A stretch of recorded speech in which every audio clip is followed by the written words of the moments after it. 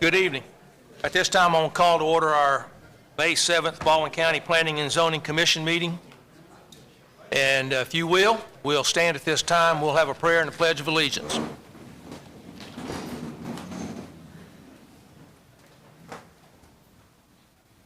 Father, we're thankful to you for the day, for the blessings we've enjoyed, and especially the blessing of living in this great county.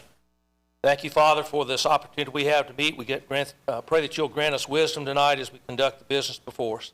May we honor each other, show respect to each other, and honor you in all that we say and do. We pray this in the name of Jesus. Amen. I pledge allegiance to the flag of the United States of America and to the republic for which it stands, one nation, under God, indivisible, with liberty and justice for all. All right, at this time, I'll call the roll. Brandon Bias, Scott Schamberger. Here. Michael Mullick. Here. Greg Seibert. Here. Michael Fletcher. Here. George Waters. Reed Key. Doug Lipscomb. Here. All right, we have a quorum. All right, you all received a copy of the minutes of our last meeting, April the 2nd, the work session minutes and our regular meeting.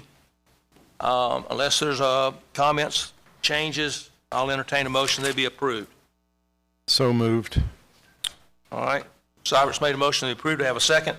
Mr. Chairman, I'll make a second. Schamberger has seconded the motion. All in favor say aye. Aye. Aye. Any opposed? All right, minutes are approved. All right, we have one item on the consent agenda. This is not a public hearing, which was discussed at our work session, so I will introduce that item, which is HCA 26-01. This is the Clausen Carport Highway Construction Setback Appeal. I don't know if staff feels like you want to say anything on that one, or you just want us to move on it. Let me do this. Let me just ask anybody on the Planning Commission have any questions? We discussed this in the meeting. Need staff to come up and say anything? I think we were all good with it being on the agenda, so I think we're good. I'll entertain a motion on this. Recommend approval HCA 2601. Okay. Mr. Fletcher's making a motion that we approve this item. Do I have a second? Seconded. Mr. Seibert seconded the motion. Any questions on the motion? All in favor say aye. Aye. Any opposed? All right, that takes care of our one and only consent agenda item. Now we'll move to our public hearings. Mr. Dixon, do you need to share with us before we get started? I didn't copy my presentation ever, but I know it by heart at this stage. So, well, yeah, thank you all. We do have several pretty full agenda tonight with a lot of public hearings. So just want to make sure everybody knows that our public hearing rules. If you're coming to speak, come up to the podium in front of me here and address the chairman. You have 3 minutes for each individual to speak. If you're speaking on behalf of a group, the chairman can give you 5 minutes. The biggest thing is just be courteous, kind of stay to the point of the item at hand on the agenda. And just a reminder that the state law is very clear when subdivisions meet all of our regulations, that we have little discretion to approve it if it's meeting all of our regulations. So be glad to answer any questions. Okay. I'll just reiterate, there's quite a few of you here tonight. Let me just say it, just in case you went right by it. If there's any item that you wish to speak on tonight, please go back out front and register at the desk. She'll send it back up here so I'll know to call on you.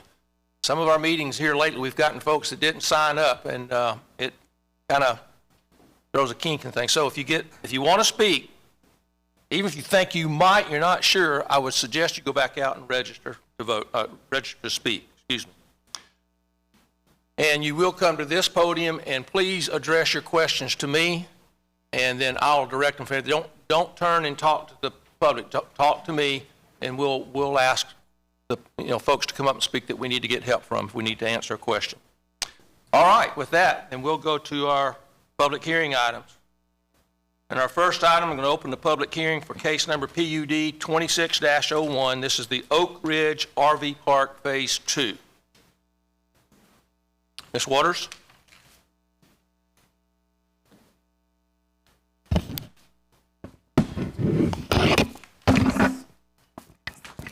Thank you, Mr. Chairman.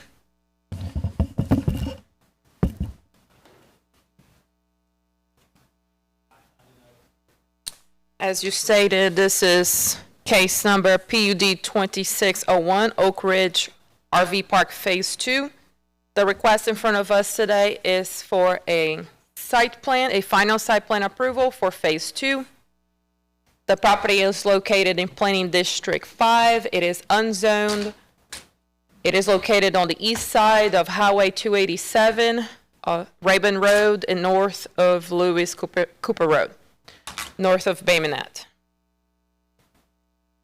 As I mentioned, the final site plan approval is proposing 35 units. The public utilities providers are going to be North Baldwin Utilities, serving water and sewer, and Baldwin EMC, serving the electrical. Drainage narrative was submitted and reviewed by the Planning and Zoning Permit Engineer. Staff is recommending approval with the following specific conditions, and I can come back to those in a minute.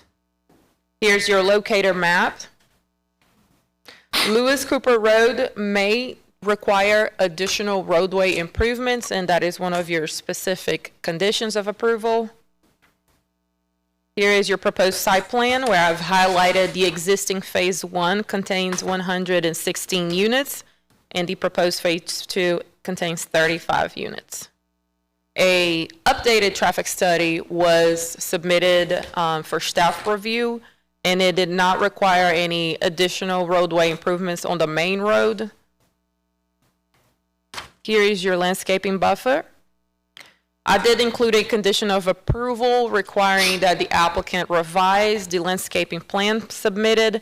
As you can see, the landscaping plan only covers Phase 2, and this does trigger a landscaping plan throughout the entire project. Therefore, they'll have to extend that 10-foot buffer along, where possible, along the whole perimeter of the development. And with that, I am happy to answer any questions. Okay, anybody on the planning commission have any questions for staff?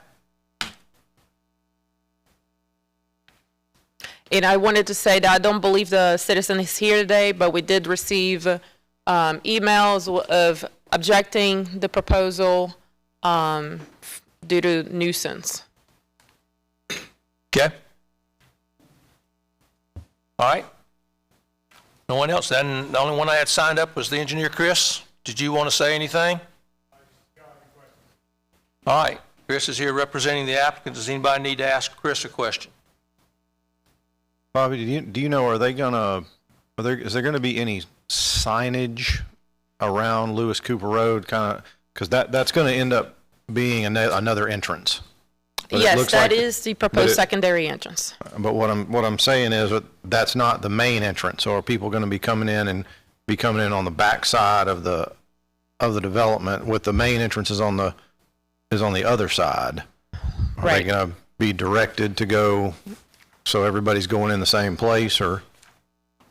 Well, their main existing entrance as of right now, it is a boulevard entrance. However, I'll let Chris speak to that if they're going to prohibit access off Lewis Cooper, or if they're just going to point it I'm towards just the saying access. that there could be a scenario, if somebody pulls in there wrong, are they going to have to try to turn around to get back onto the road off of Lewis Cooper to get back on the other road to get to the main entrance? Or are Well, we they gonna will be able to access off Lewis Cooper all the way into the development. So let me go into the site plan. Okay. Like, as you can see right here, I'll try to zoom in.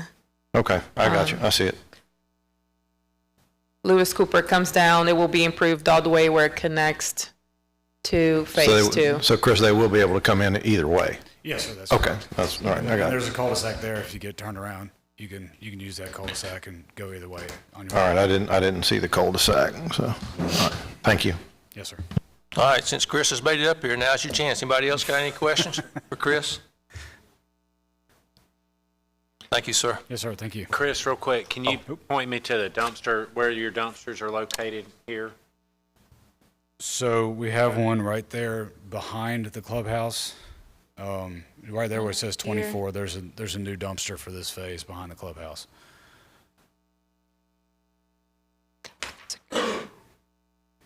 Okay? I have a question. Is one dumpster enough for, what's our total? There's two. There's two total. So if you look at my cursor up here on the north side, behind the clubhouse, and there's one right here that's for phase 1 and one for phase 2 on the north side, right off the road. Yeah, there's 2 of them in phase 1, and there's an additional one for this phase. Okay? Anybody else? All right, thank you, Chris. Thank you. That's all I had signed up. Anybody fail to sign up? All right. With that, I'm going to close the public hearing. And unless staff or anyone has questions for staff, I'll entertain a motion.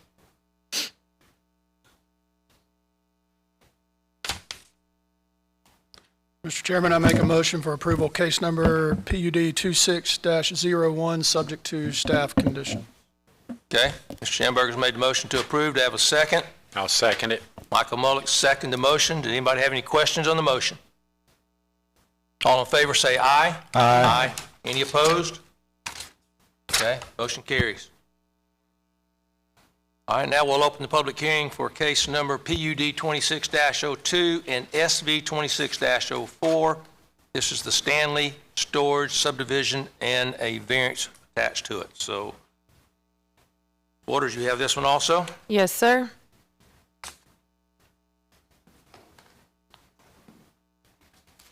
All right, as you mentioned, this is a PUD site plan approval and a subdivision variance for Stanley Storage site plan. The request in front of you is a request for a commercial planned unit development site plan approval for 5 storage buildings along with a subdivision variance from Article 6 related to the landscaping buffer and usable open space requirements. The subject property is located in Planning District 17. It is unzoned and is located east of County Road 11 and southeast of Monk Road. 5 of the building units that are being proposed, 4 out of those are pre-existing to the site. And as I mentioned, the applicant is requesting a variance to not have to provide usable open space, as well as a variance from the landscaping buffer. Due to the existing buildings, some of those buildings already provide a buffer and does not allow enough space to provide a contiguous buffer. The public utilities available are Riviera Utilities, providing electrical and on-site septic tank for the existing office on the property.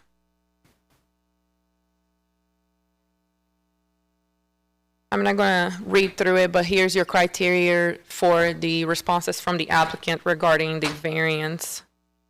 Staff is recommending approval of that and of the site plan. Here's your locator maps and your site plan. And your landscaping plan. And a drainage narrative. The engineer of record did provide a drainage narrative, and it was accepted by our permit engineer, where it resulted that the one building that's proposed will not trigger the requirement of a on-site stormwater management area. And with that, I'm happy to answer any questions. Any questions for staff?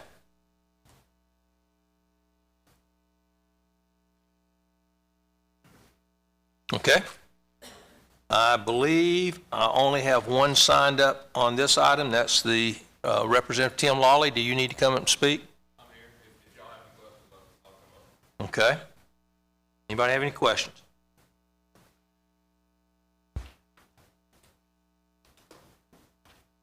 Okay. Let's take these, let's deal with the variance request first. Well, let me close the public hearing. I don't think anybody has signed up. Anybody else has signed up, so I'm going to close the public hearing. So let's take these one at a time. Let's deal with the variance first. Mr. Chairman, I make a motion for approval of the variance SV 26-04, subject to staff recommendations. Okay, Mr. Schamberger's made a motion to approve the variance. Do I have a second? I'll second it. Michael Mullet second the motion. Any questions on the motion? All in favor say aye. Aye. Any opposed? All right, the motion carries. Now let's deal with the PUD. Mr. Chairman, I make a motion we approve PUD 26-02, excuse me, subject to staff recommendations. Mr. Schamberg's made a motion to approve the PUD. Do I have a second? I'll second that as well. Mr. Mullet has seconded that motion as well. So anybody have any questions on the motion? All in favor say aye. Aye. Aye. Anybody opposed? Motion carries. All right.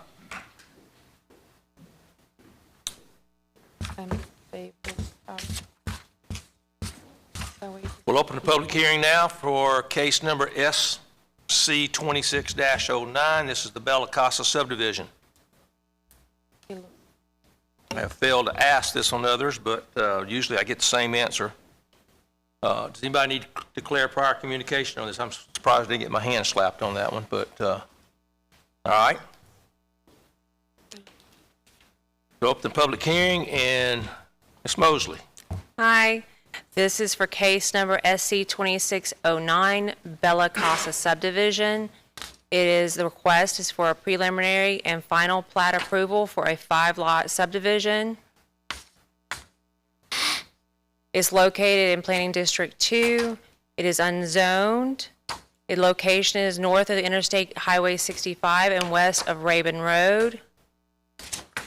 Again, the request is for Bella Casa subdivision, a 5-lot residential subdivision.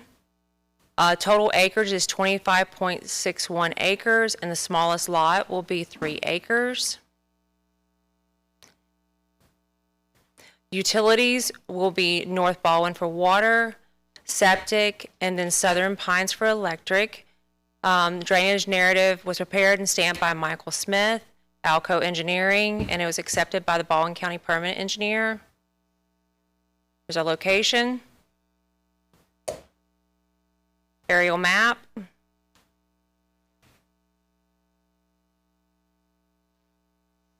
The plat is enlarged so you can see details. Again, the request is for a 5-lot residential subdivision. Any future improvements will require all applicable local, state, and federal permits and will need to adhere to the Baldwin County Access Management Plan. Staff recommends that the preliminary plat for case number SC 2609, Bella Casa subdivision, be approved with conditions. The specific conditions or any future improvements will require all applicable local and state federal permits and will need to adhere to the Baldwin County Access Management Plan and to correct the final plat to read 50-foot natural buffer. Any questions? Thank you, Ms. Mosley. Anybody have any questions for staff? Okay. Am I right? I do not have anyone signed up for this? Okay. No one signed up. All right. With that, I will close the public hearing. Entertain a motion. Mr. Chairman, I make a motion for approval case number SC 26-09, subject to staff conditions. Ms. Schamberger's made a motion to approve. Do I have a second? Okay, Mr. Lipscomb seconded the motion. Any questions on the motion? All in favor say aye. Aye. Any opposed? That motion carries. All right. I'm going to open public hearing now for case number SC 26-10. This is the Maytower Estates subdivision. Anybody need to declare prior communication on this item? Okay, Ms. Mosley? Yes, sir.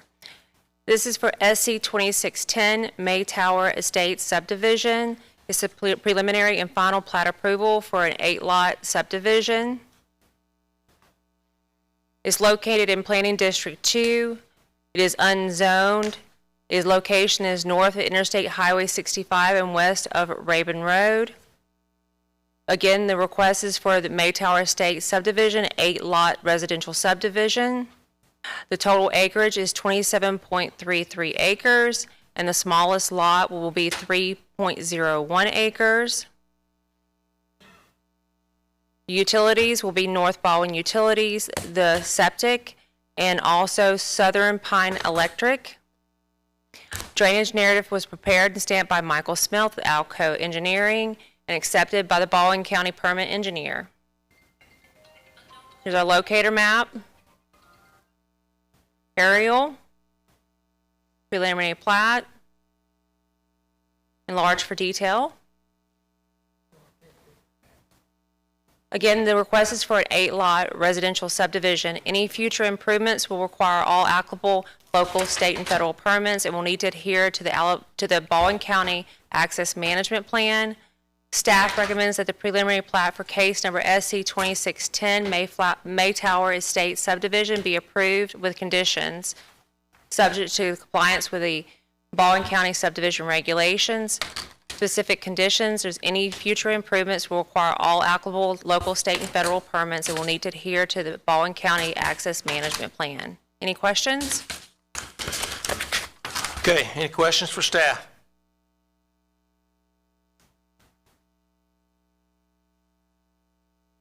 All right, this, like the last one, has no one signed up representing it, so,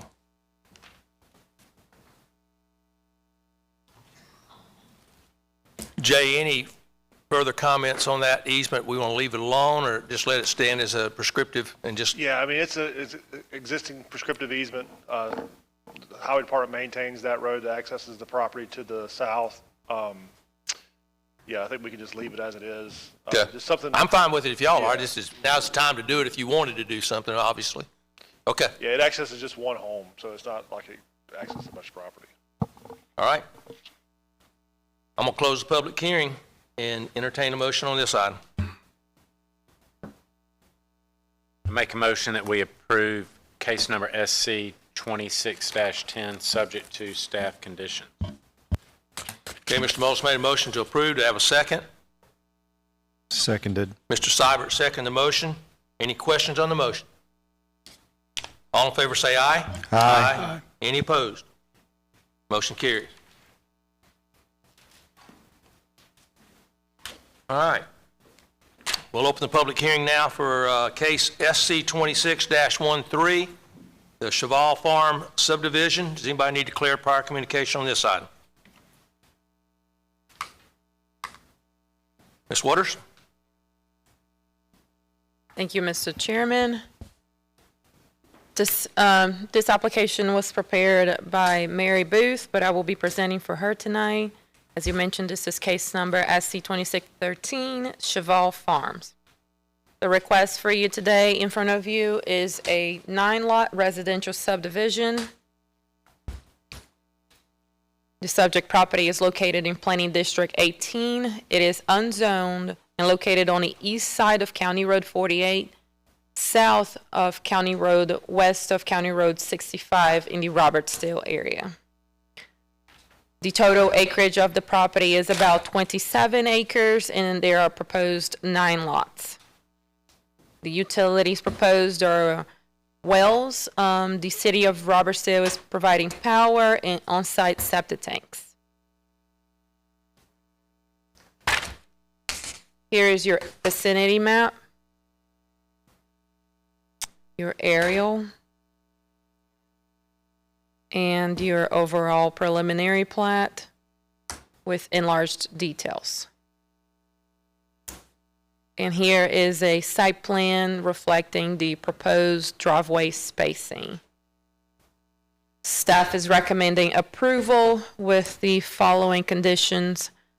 The specific conditions is please show the driveway spacing on the final plat to ensure future residential driveways are installed in compliance with the access management plan. With that, I'm happy to answer any questions. Okay. Any questions for staff?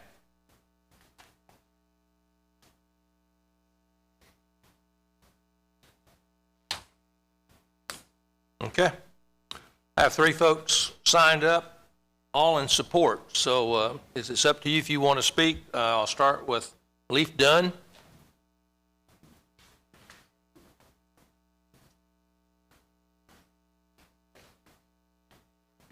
Thank you for your time. My name's Leif Dunn. My wife's here. We've been residents of this particular area for 20 years now. And we believe that the work that the current owners have done is excellent with respect to the planning and foresight that they put into where the lots are going, and to try to keep both the current feeling of the lot and yet allow for expansion and growth that's going to happen in the future.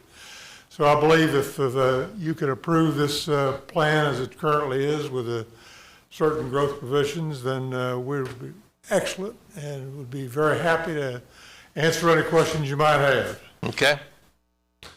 All right, any questions? Thank you, sir. Thank you. Renee Beasley? No, Renee? All right. Randall Tillman? I think he is the, Okay. All right, that's all I had signed up to speak. I have a question, and it's about, I guess it's the quantity of driveways that's, it's almost like I'm looking at two flags. Did they look at maybe combining some of these? What is our driveway spacing here on this? let me see if she listed on here. She stated here under her analysis that County Road 48 is classified as a local road, and that distance just has to be 120 feet from each access point. Okay. And they'll have to meet that requirement, even if they have to do shared driveways. And that's why we're asking them to dimension those locations so that anybody that buys a lot knows where that driveway has to be placed because of that, your concern, Commissioner Siebert. Okay, any other questions?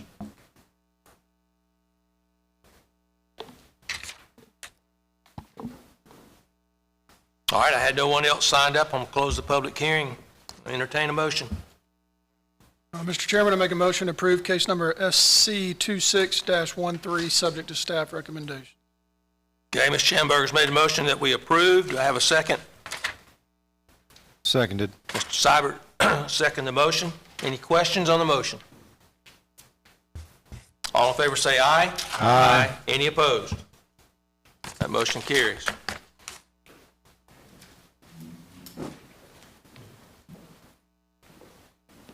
Okay, at this time, I'll open the public hearing for case number SC 26-14. This is the replat of Lot 27, Ranches of Creekside Preserve subdivision. Anybody need to declare prior communication on this item? Ms. Mosley? Yes, sir. This is for SC 2614, the replat of Lot 27 of Ranches of Creekside Preserve subdivision. The request is for a preliminary and final plat approval for a 4-lot subdivision. Subject property is located in Planning District 2, unzoned. The location is north of Interstate Highway 65 and northwest of Rabun Road. The request again is to replat of Lot 27 of Ranches of Creekside Preserve, a 4-lot residential subdivision. The total acreage will be 49.86 acres. The smallest lot will be 8.4 acres. Utilities will be well water, septic, and electric will be Southern Pine Electric. The drainage narrative was prepared and stamped by J.E. Hamlin, P.E., and accepted by the Baldwin County Permit Engineer. Here's a locator map. Aerial map. Here's the recorded plat of the Ranches of Creekside Preserve filed on 7/3 of 2025. Here's the preliminary and final plat for the subdivision. Here it is enlarged. The request is for a 4-lot residential subdivision. Any future improvements will require all applicable local, state, and federal permits and will need to adhere to the Baldwin County Access Management Plan. History: the Ranches of Creekside Preserve subdivision was approved on February 3rd, 2025 and recorded on July 3rd of 2025. Staff recommends that The preliminary plat for case number SC 2614, replat of Lot 27, the Ranches of Creekside Preserve subdivision, be approved with conditions. Specific conditions: any future improvements will require all applicable local, state, and federal permits and will need to adhere to the Baldwin County Access Management Plan.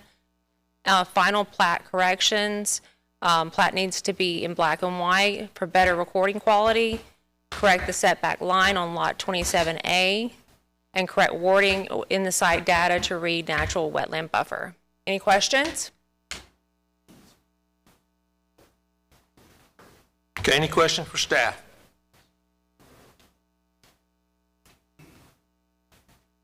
Supposedly, the red lines through the middle of the wetlands, are those the location of the, maybe the banks of the stream bed within that? That's a drainage easement, I believe.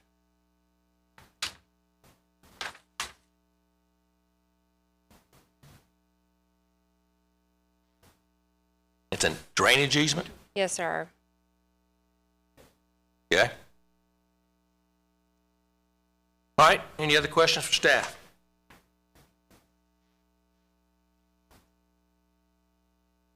I think I only had one signed up, Mr. Tillman. Okay. I'm gonna make one comment I made in work session. I used to be where you were doing these, and I used to get hammered sometime on some of these things, so it's my turn to hammer somebody. I'm joking somewhat, but Lot 27C, there are two uplands on that, and the back upland is cut off by the buffer of the wetlands, which I thought was a terrible mistake. That property owner, to me, should think about that, but I mean, he could subdivide that lot in the future to want to use that in the back. He's cut himself off without having to redo that, both those lots, but that's just me. Yeah, it meets our regulations because you got a buildable site up front, but it's, I think it's terrible from design that we don't have some way to be able to access that back part without getting into the buffer. That design was actually presented to us, and we kind of held what they had. That's what I would have said too. I've done this a time or two. Yeah. That's my only comment. All right. Mr. Tillman was the only one that signed up. I had no one else. Anybody else have any questions? Okay, I'm going to close the public hearing. I'll entertain a motion. Chairman, I make a motion to approve case number SC 26-14, subject to staff recommendations. Schamberg has made a motion to approve. Do I have a second? I'll second it. Mr. Mullick has seconded the motion. Any questions on the motion? All in favor say aye. Aye. Any opposed? Oh, chairman voted aye for in favor. I'm sorry. Despite 27C lot. Yeah, well, I let it go. Okay, I'm going to open the public hearing now for case number SPP 25-32. This is the Baywood of Point Clear. Does anybody need to declare prior communication on this item? Hey, Ms. Waters? Thank you, Mr. Chairman. As you stated, this is case SPP 2532, the Baywood of Point Clear. The request in front of you is a preliminary plat approval for a 21-lot residential subdivision. The subject property is located in Planning District 8. It is currently zoned RSF1, Single Family District. The property is located north of County Road 34 and west of County Road 13. The proposed lots are 21 lots, and the total acreage of the site is approximately 29 acres, with the smallest lot size being 30,000 square feet. Water and sewer are going to be provided by Fairhope Utilities and Riviera Utilities for electrical. A traffic study was not required due to the number of lots. A drainage narrative was prepared by Chris Lieb with Lieb Engineering, and it was reviewed and accepted by the Planning and Zoning Permit Engineer. A wetland report was prepared by Craig Martin with Wetland Science and identified a non-jurisdictional stormwater management area that is proposed to be filled as part of the proposed development. The engineer of record has provided calculations that have compensated for the storage of the existing stormwater management area.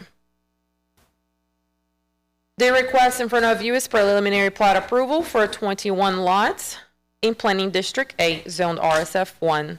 The minimum density permitted within the RSF1 district is 1.4 units per acre, and the proposed development reflects a density of approximately 0.6 units per acre, which is well below the maximum density allowed.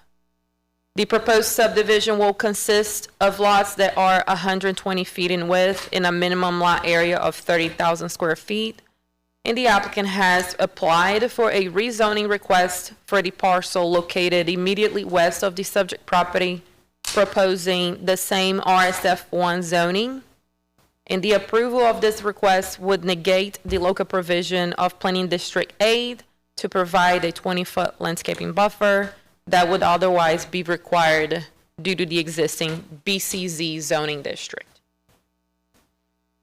Staff is recommending approval with the following conditions: that if the proposed rezoning of PIN number 632816 west of the subject property is not approved, the applicant shall provide a revised plat to reflect a 20-foot landscaping buffer in the landscaping plan. And that the applicant shall also provide a revised preliminary plat reflecting the removal of the 10-foot strip along the north property line created by slide 33D. Here is your locator map and your zoning map and your preliminary plat and your landscaping buffer. With that, I'm happy to answer any questions. All right, any questions for staff? Ms. Waters, Yes, sir. on the right entryway, just past, on the left-hand side, is that a kiosk, mail kiosk? What is that? Right here, I can't see where. right here. Just past the existing lot on the left-hand side. Yes, that's their common area for a CBU. Okay. All right. Anybody else have any questions?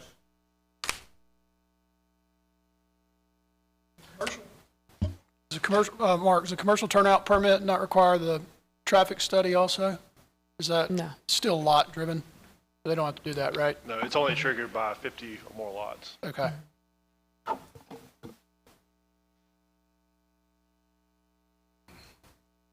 Good. Any other questions?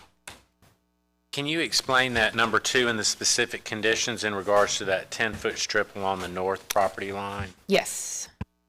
So I'm just going to bring up the zoning map. It's a little bit hard to see because I don't have the parcel on the west side highlighted. So the proposed parcel that is being proposed for a rezoning on the west side, right after the Burmeister subdivision was recorded, the applicant came back and did a replat of Lot 1 administratively, which created a 10-foot strip between the City of Fairhope subdivision, so these lots here on the north side, and between the existing parcel that we're considering the subdivision. So it created a 10-foot strip between those two.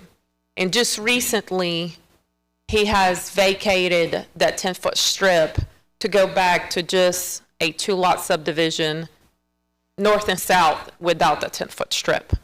So I just need a preliminary plat that's revised to show that. So I'm going to try to zoom in here. If you can see here, the boundary on the north side, barely noticeable, reflects that 10-foot strip. So with the action that they took to vacate that, I just need a revised plat. Okay. Any other questions? All right. Only had one signed up. Chris, you're it. Do you have anything you need to say on this one? Any questions for Chris? All right, Chris is the only one I had signed up.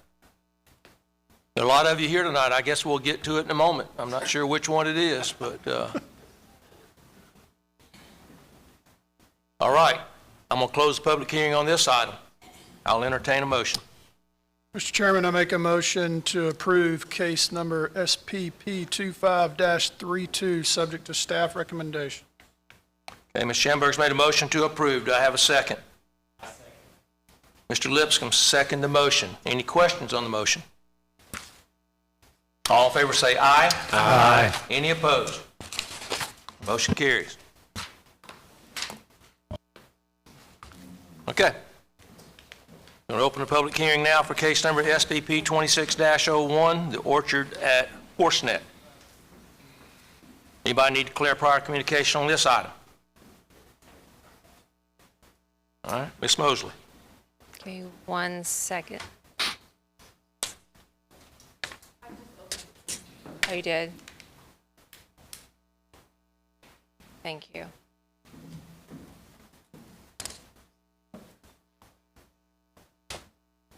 Yes, sir.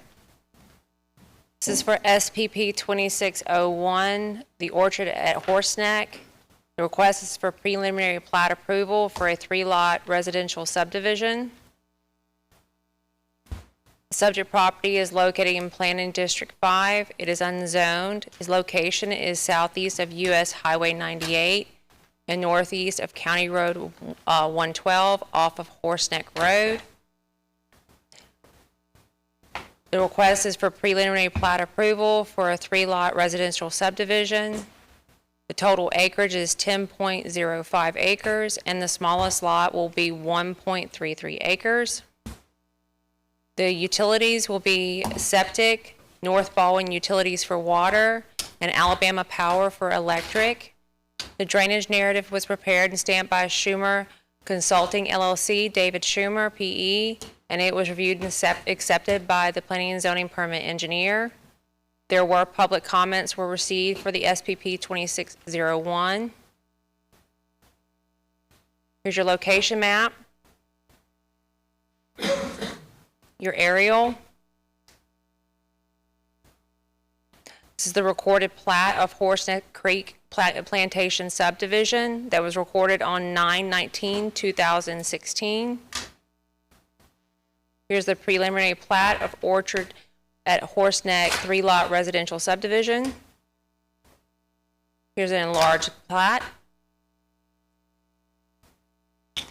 Again, this is a resub of lot 11 of Horseneck Creek Plantation sub, slide number 2575AD, that will create a 3 residential lots. A shared driveway is required to meet the access management plan. The applicant will need to install the major residential shared driveway prior to submitting for the final plat approval. The history Horseneck Creek Plantation subdivision final plat was recorded on September 19th, 2026. Staff recommends that the preliminary plat for the case number SPP 2601, the Orchard of Horseneck subdivision, be approved with conditions. The specific conditions: the major residential shared driveway must be installed, inspected, and accepted before submitting for the final plat application.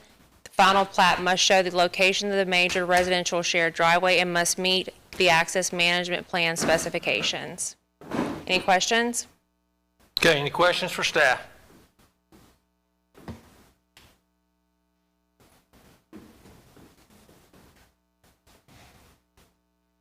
Okay. Well, I had my question in the work session, but I think I finally hit the jackpot here. Some of you are here for this item, so I think I'll wait till I hear the comments. We'll go from there. Anybody else have any questions for staff? All right. I'll start with those in support. The Wiggins family, I've got Micah, Kimberly, and Kayla. If all 3 want to speak, you're welcome to come on up and one at a time speak if you want to speak. Do you want to speak? You're welcome to if this time if you want. All three can speak, or you can represent three, if you want to do it that way.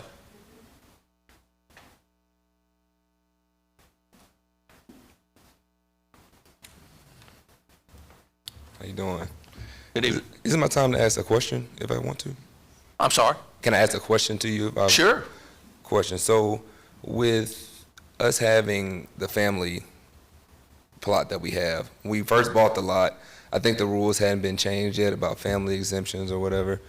So we bought it with the intent to put our family on it, just family, never sell it.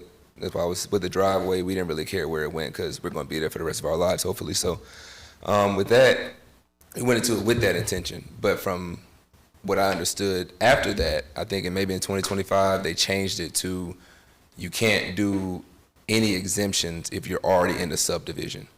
So my confusion came to where does that leave us now? And I don't think you can legally give any advice, but we bought this with the intent and the dream to have our family over there. Never, like I said, never to divide it, to sell it, to put apartments, trailers, none of that stuff. So I didn't really know where we were to go from there, but the recommendation was just to push it through and see. And we worked with everything how we needed to, and we got to this point. So we're going to do the best we can, and if there's any recommendations or any changes that we need to make, we'll happily make those just to see that we can have the dream that we had before we started. You want me to address it, Jay? You want to? However you like. Well, we talked at this by some length in our work session. You got a couple of issues. Obviously, you stated one, because this is a lot in a subdivision, the exemption process is not allowed. You would have to do what you're doing right now. You'd have to apply for a subdivision like this. The other issue you have, which is somewhat the attorney would say it's out of our control. There are restrictive covenants when you bought that lot that says that you cannot divide this property other than through a subdivision exemption. But that's not even allowed. So you really aren't able to do it and meet your restrictive covenants. You may have neighbors here tonight, they're a lot in opposition. So that means that every neighbor has the right to file. We don't. The county will not, but your neighbors have the opportunity to file civil action against you because you would be in violation of your restrictive covenants. For sure. So that's where, if we approved it, I'll just go this way, if we approved it tonight, because in some sense, you actually meet our subdivision regulations. I think that's why staff is recommended approval, because it actually meets the regulations. But we all know, because even I went and read the restrictive covenants, there's a violation there. But that's a civil action that we required. So that's what you're going to be up against. If we approve it, you're going to be up against what your neighbors choose to do. That makes sense. Jay, is that fair enough? That's 100% correct. So any kind of deed restrictive or restrictive covenants are really outside of our. And I don't know where this group as a whole will go. We could very well approve it because technically, just as staff has said, it meets our regulations. But you have that issue with the restrictive covenants, which is outside of the perimeter of this. Just off the top of your head, do you know when that was instated, or was that written in the covenants? It's actually been in there for quite a while. And what it says is that no exemptions under this section can apply to a proposed subdivision that result in a major change of a recorded plat. Major changes are adding additional lots to a recorded plat. So it's not that exemptions, so that's been in there forever. So basically it doesn't allow a recorded plat to be able, through an exemption process, be increased in density, right, through an administrative process. So it's been in there for, I'm not really sure how long, but for quite a while. But it's, but as the chairman said, your proposal meets all of our subdivision regulations, and we're kind of bound, this board is kind of bound to what our regulations state, not what any kind of outside restrictive covenants or deed restrictions deal with. Just, I think the biggest thing is for you to be aware that there are outside of issues that are outside the county's purview to deal with. Yeah, I understand that. Okay. Anything else? Anybody have any questions? So to be clear, he can't subdivide it. He could, Yeah, he can. but he'll be subject to civil action by his Civil action. neighbors Okay. if they choose to. So So I'll say that to all those that came in opposition tonight, I hope you understood what we were just saying. This actually meets the subdivision criteria to be approved, but it does not meet your restrictive covenants if you live in that subdivision. So the only way to stop this is through your actions against him through a civil action. It's not something we can stop because he meets our regulations. So if that changes any of your opinions before you come up and speak, that's free. You're free to still come up and speak, though. Anything else? How many, you're trying to put 3 houses on the property? Three, Overall? Mm-hmm. My mom and my in-laws and then mine. So what do we, 2? So, right, so the issue is any lot of record could have no more than 2 dwellings. No more than 2 dwellings, right? So that it would have to, if you want to have 3 dwellings, like he's saying, it would have to be at least 2 different lots. Could you do 2 houses and 2 a houses carriage? on one lot and one on a separate lot, yeah. Could you do 2 houses and a carriage house?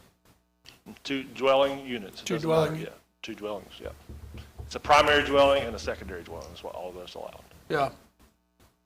What, would we face civil action by denying it since it approves our, I mean, there's some liability exposure for us. That would, see, That's the again, problem we this board have, is right? bound to our regulations, Yeah. not to restricted Yeah. covenants. So So we we- would be liable if we don't follow our regulations. Yeah. No, technically, we do not.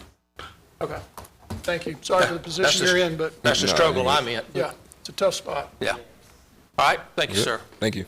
Did anyone else in the family, were you representing the 3? Okay. All right, I'm going to call on the others of you that signed up, and you're still free to come up and speak on this. Let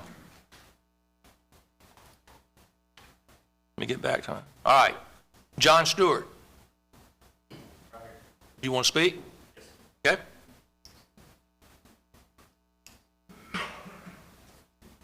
And Lisa, if you wanted to speak, you're welcome to come right up behind him and be prepared. Okay. All right. I understand.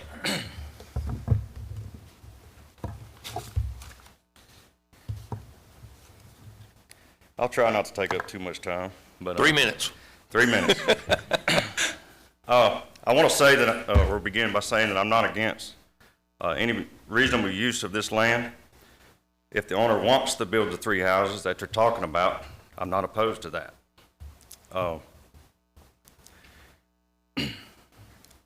When I purchased this home, I did so with the understanding of the covenants when I purchased a home. So I bought that home in the hopes of trying to live out my retirement from the Army and enjoy my peace and stability that I'm trying to provide myself and my family. And, you know, that's one of the reasons we chose this property. So for them to come in and try to separate that or subdivide it, that goes against what we actually came out here to do. Oh, I know this is something that many veterans choose or spend most of their lives trying to do, and like I stated shortly, just to have that peace, you know, if you can imagine everything that we've gone through, you know, so that's what I'm after. And I won't say what's happened between now and since we moved there, but with the disruptions and things of that nature that has happened, I just don't want to see that continue to happen. Okay. Again, I'll try to keep it short, but I'm not opposed. There's a lot more things that I could probably talk about. But I guess one of the major questions I have is what prevents them from getting an exemption? Because I've tried looking at these guidelines and regulations and such, but They can't get an exemption because it's a lot in a subdivision, and our regulations will not allow you to do an exemption of a lot. If it was a Major change. raw piece of land out, not in a subdivision, meets and bounds, they could do an exemption there, but not within a subdivision. so within the whole Baldwin County guidelines and subdivision or regulations, there is no alternative avenue for them to take in order to build the 3 houses on there other than what they're trying to do now. That's correct. Okay. So, well, that's my opposition there. Okay? Thank you for your time. Thank you for your service. Thank you. All right, Joey Demko.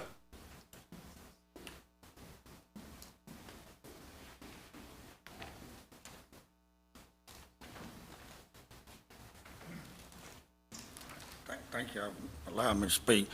Look, I'm the property owner that borders that whole entire property. I own that big pond and all. Y'all probably seen the picture when she showed it. But all my property borders all of it.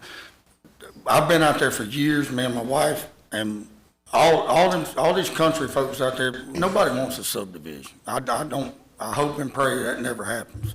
So I don't know how this all will work out, but you can see where my property's at. So I do all the runoff. Everything that comes off of these properties in front of me ends up into my pond. It's a 5-acre pond. So they did allow me a 30-foot easement whenever they sold the property. And I have a buffer. It's a wetland buffer in there. So it's kind of protected, but if it's a lot of dirt work, I will see it. I see it for years when the timber company cut all the timber on. When they cut all the trees, everything run into my pond. That's not what I'm complaining about. The case is that I don't want to see 3 lots and end up with 10, 15, 20, 30 trailers out there. I mean, that's not what I hope that never happens. And if he wants to build 1 or 2 houses like it was said, I'm all for it. Okay? But thank you. Thank you, sir. Jeff? Dude? Okay, just as it said. Yeah, I submitted my comments. Yeah, I submitted my comments online. Emailed them. The one question that I have is you said that they qualify for the immediate family exemption through Baldwin County regulations, but is it not? Doesn't they have to? Let me see, which way was I going? Your regulations state that any of the newly created lots must most generally front a public road. Well, if you look at the way the subdivision is laid out, the road runs east to west, yet the lots are laid out north to south. The only lot that would front a public road is on the front. Well, they provided a strip, and that strip counts as their frontage. All 3 lots have a strip that comes back out to the main road. Flags. They're referred to as flag lots. I get what you're saying, but because of that strip, that qualifies for their frontage. Okay. Well, as I said, I submitted my opposition comments online, and I just wanted to come here and reiterate that opposition. Okay. Thanks, sir. Yep. Will Addison.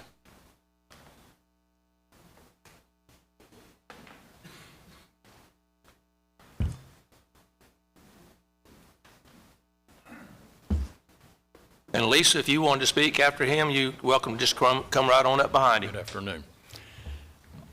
I am a resident of Lot 1 of that subdivision. I bought the first lot that was in that existing subdivision with the understanding that on those 18 lots, you were only allowed to have 2 structures. I had another member of the family beg me to let them move on my property where there are 2 structures now. No, you can't violate the rules of that subdivision. So now somebody comes along and wants to take 1/18 of our subdivision and do what they want to do with it. And I don't think that's proper. Thank you. Thank you. All right. Lisa, did you want to speak? And Lisa, I'll let you give me your last name. It's probably as simple as it looks, but I'd rather you say it. It is. It's Lisa Vicknair. Okay. Since I only have 3 minutes, and I've learned several things at this meeting that I didn't know before, it's unfortunate that this meets the guidelines to make a subdivision, because some of us, as new property owners that bought with the intention to not be around subdivisions, that we open a floodgate where other subdivisions can come in the future. So that is unfortunate, and I do oppose it. And it does sound like you've already addressed the fact that, it's in the covenants. That was already addressed. So there's no reason for me to read that. But we can all have heart-wrenching, sincere, and I mean that, sincere stories, and compete with that on a personal level. And I am sorry for these people not understanding what horseneck property owners wanted and still want, and that is we want Horseneck to be without subdivisions.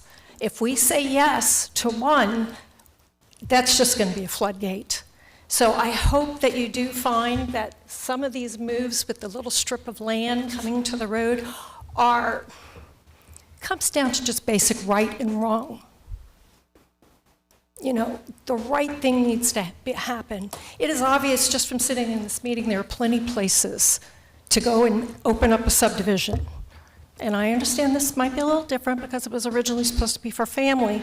You can have additional houses. You just can't subdivide it. You can't make a subdivision if you're going to uphold what we homeowners or property owners thought was going to be somewhat binding. But obviously, this is just a waste of paper. I hope not.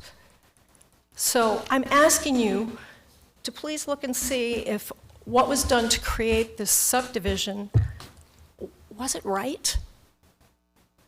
I mean, it's obvious. They put a lot of thought in how are we going to make this work? How are we going to beat the system? Okay. Your covenants protect you for that, right? So the paper you reference is not wasted. That's just, we can't enforce those for you. You and your neighbors in that subdivision have to enforce those. So that's the situation we're in. You bought that property with that protection, and that protection still exists for you. On a civil level, going through the Correct. courts. We just are not in a position, we do not have any authority to I understand that to now. enforce I understand those. that today. So your homeowners association, effectively, the property owners will need to do that for you. So the action we take here today is really kind of a moot point for you, if that makes sense. Yes, so that's pretty much what I said. You know, Yeah. now that I'm here, I'm hearing that. It's unfortunate that the laws don't support the needs of the property owners. But again, I understand from being here that we have an opportunity to go civilly if we have to. And I certainly just do not want the floodgates of subdivisions open on that road. There's plenty other places to go. As it is, we got hit with the Beach Expressway coming through 1.5 miles down the road. Let me say to you, and let me say for the others that spoke in opposition, if this was approved tonight by us, which more than likely what's the action we're going to have to take, he still has to record a plat. Okay. If he records the plat, now he has the opportunity to go pull permits to build on them. Somewhere in that process, if you want to stop that, and again, that'll be up to you and your neighbors to do that because we can't enforce that. I understand that Or now. he could walk away. He's sitting here tonight and he's hearing everything you're hearing. He may choose. I know what I would do if I was in his shoes. I wouldn't be taking action where I know I'm going to get sued by my neighbors, but that, I don't know. I mean, it really is unfortunate That's that needed it for comes us to to this. decide. Because Go to everybody court. here seems to be good people, so it's not personal. Except personal just- as a property owner. As being at this age, I have my sob stories, you know, getting a property where we think we're going to be in a road without subdivisions, because I grew up in subdivisions. You know, my husband and I, Ken, are in Metairie, Louisiana, all through other subdivisions, living in Daphne in a subdivision, being encroached there. So we appreciate your time.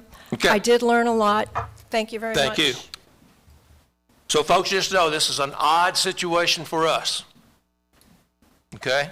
So we'll just have to take what we're allowed to do here tonight and take action on that.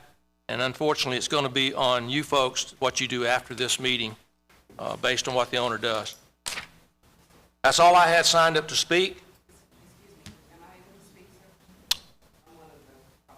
Oh, okay, sure. If you signed up, you just be sure and tell me what your name is so I can.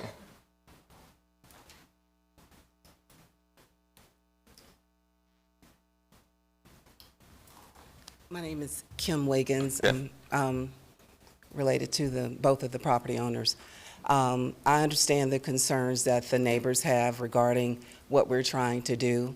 I don't know what their idea is or their ideas are as far as what we plan to do with the property. We bought the property just like they did with the expectations of our family living there in a peaceful environment as well. And so we would like to, along with my son and his wife and her parents and my husband and I, we would like to have the opportunity that they too have. We didn't do with the expectation of building some huge subdivision. We want 3 little houses, just like everybody else in the neighborhood would like their house. They want a little piece of paradise too. That's what we want.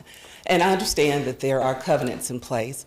I understand that there may be some, you're not sure of who we are, what our goals are, what our expectations are, but I can assure everyone in the room that we just want to live too.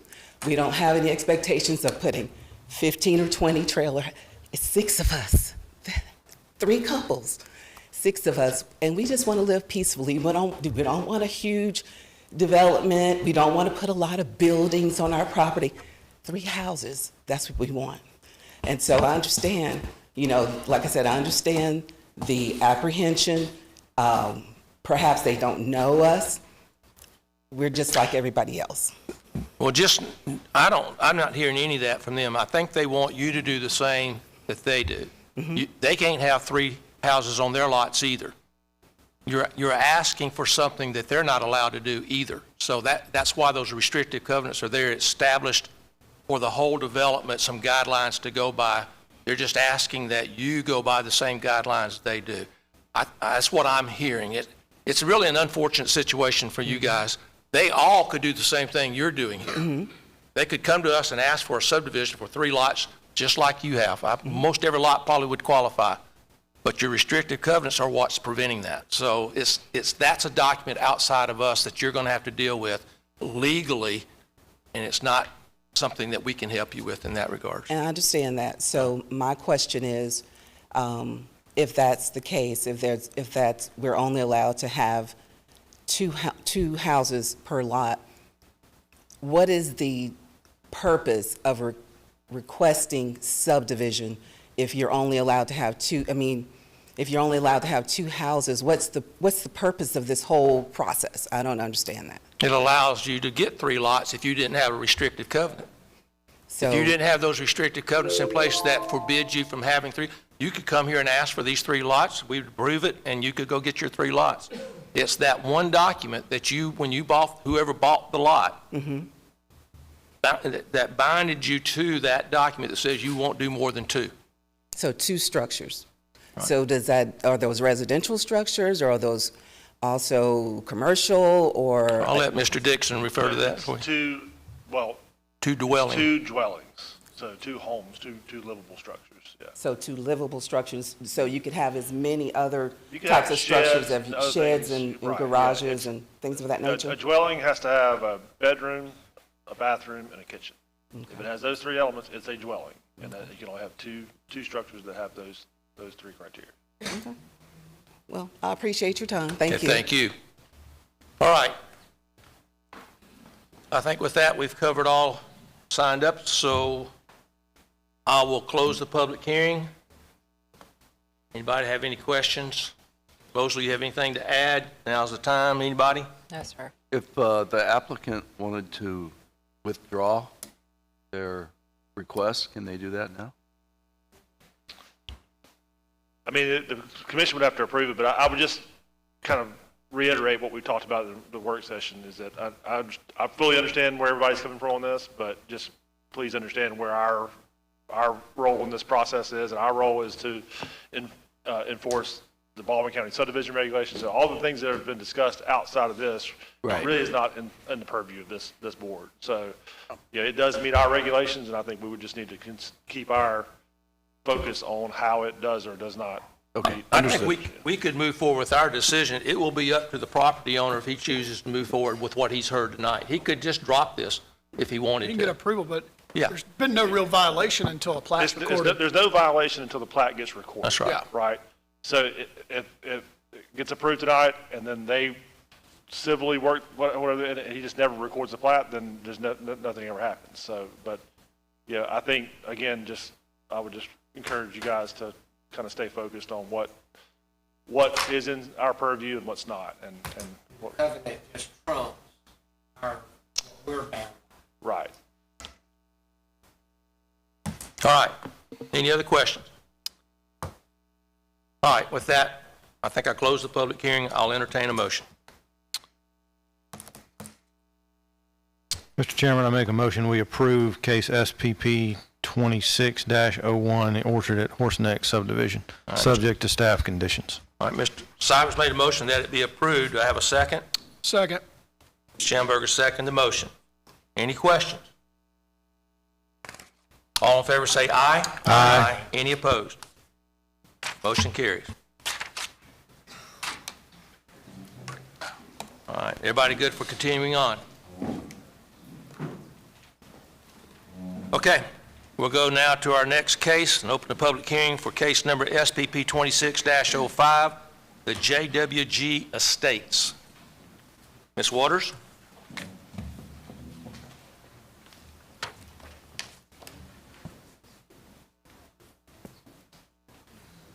Thank you, Mr. Chairman. As you stated, Oh, this... let me ask, does anybody need to declare prior communication on this item? I didn't think so. Go ahead. As you stated, this is case SPP 2605, the JWG Estates, the preliminary plat approval for 3 residential lot subdivision. The subject property is located in Planning District 18. It is unzoned, and it is located north of Underwood Road and west of Daughtery Road.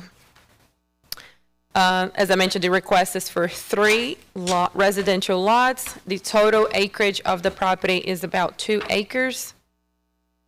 The utilities provided are going to be Riviera Utilities for water, Baldwin EMC for electrical, and Baldwin County Sewer Service for sewer. Fire flow results were submitted and were adequate, and setbacks are reflected on the plat. The applicant is proposing a 3-lot residential subdivision where lots 1 and 2 are proposed to be accessed via a shared driveway, while lot 3 will continue to utilize the existing driveway connecting to Underwood Road. The proposed lots will be serviced by public water and sewer, and lots 1 and 2 will be connected to underground power, while the existing overhead power servicing lot 3 will remain. The proposed shared driveways for lots 1 and 2 must comply with the requirements of the Access Management Plan. Staff is recommending approval with the following conditions: that the applicant shall apply and obtain an approval for a commercial turnout permit, and that the applicant shall submit a final plat application which will be reviewed administratively by staff following the installation, inspection, and approval of the shared residential driveway.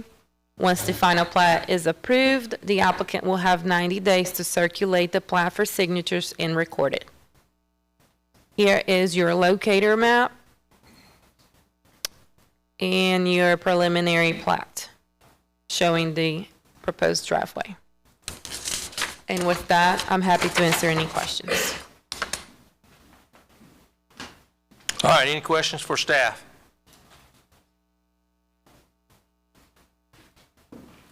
And I forgot to mention that Underwood Road is classified as a minor collector, which requires a minimum distance of 240 feet between the existing and the proposed driveway. That's why the easements between lot 1 and 2 is almost so far west. Okay. And Bobby, you may have said, but is the plat showing a driveway going into lot 2 existing? Yes, and that is going to be removed. You probably said it, and all right, anybody have any questions? All right. Hunter, you're the only one signed up. You need to speak? Okay. Anybody have any questions? That's all I had signed up to speak. So I'll close the public hearing. If you have questions or comments, I'll entertain a motion. Mr. Chairman, I make a motion to approve case number SPP 26-05, subject to staff recommendations. Mr. Schamberger's made a motion to approve. Do I have a second? I'll second it. Mr. Mullick seconded the motion. Any questions on the motion? All in favor, say aye. Aye. Any opposed? Motion carries. All right, open the public hearing now for case number SRP 26-04. This is the Ditterman Place. Anybody need to declare prior communication on this item?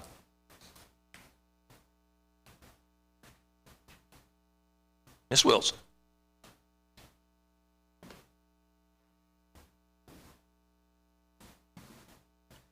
All right, this is SRP 2604 for Dieterman Place. This is a revised plat. So we have 2 recorded plats in 2 existing subdivisions that are proposing to combine them. It is in Planning District 16 in the Montrose community. It is on North Winding Brook Drive. The properties are zoned RSF2. The total acreage is 1 acre. Here is a picture of the zoning map showing the 2 existing parcels with the yellow highlighting the total combined area, a vicinity map, and the proposed plat. This is a common lot line move request to delete 2 lots and combine them into 1, but it is coming before you since we're changing the outer boundaries of 2 existing subdivisions.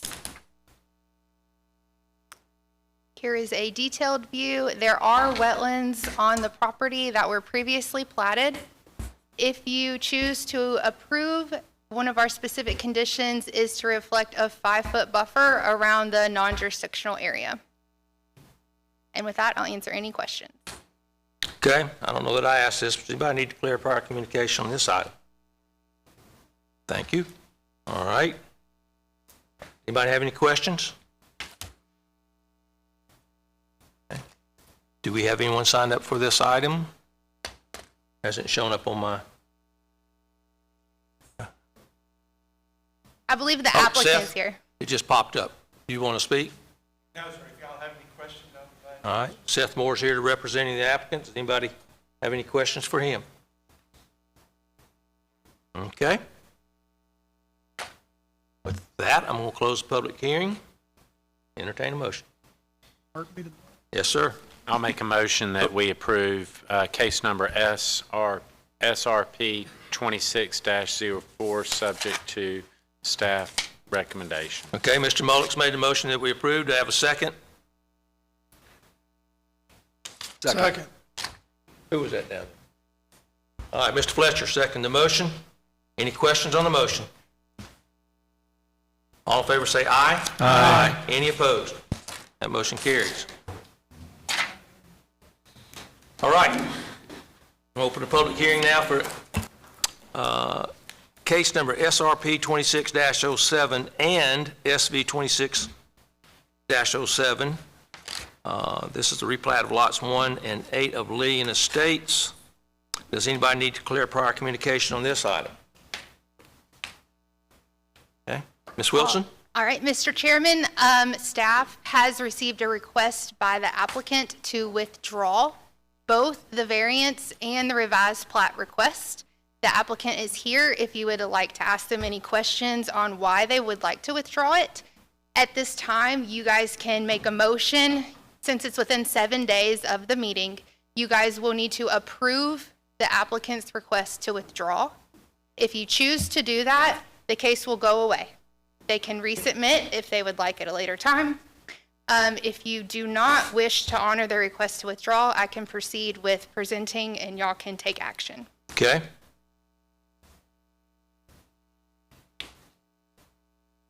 All right, I'll ask you, does anybody here need to ask questions of the applicant? They don't have any, they want to withdraw. We just honor the request, in my mind, let them. I'm fine with that. Yeah. Okay. I'm gonna go ahead and close the public hearing then, if we're gonna do that, and I'll entertain a motion. Mr. Chairman, I make a motion that case number, can I do them both at the same time, I guess? Can I take them both, Jay? The variance and? Just do both, okay.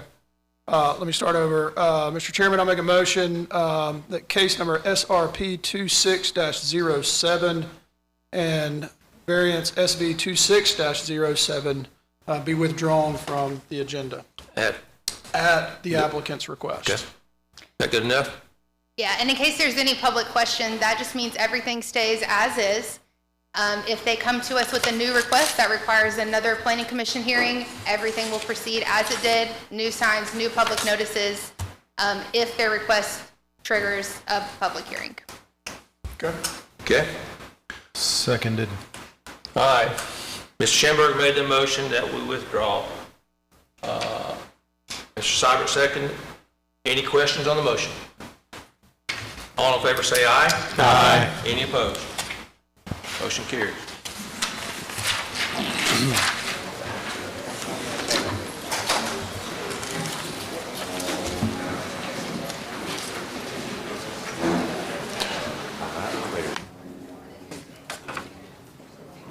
Wow.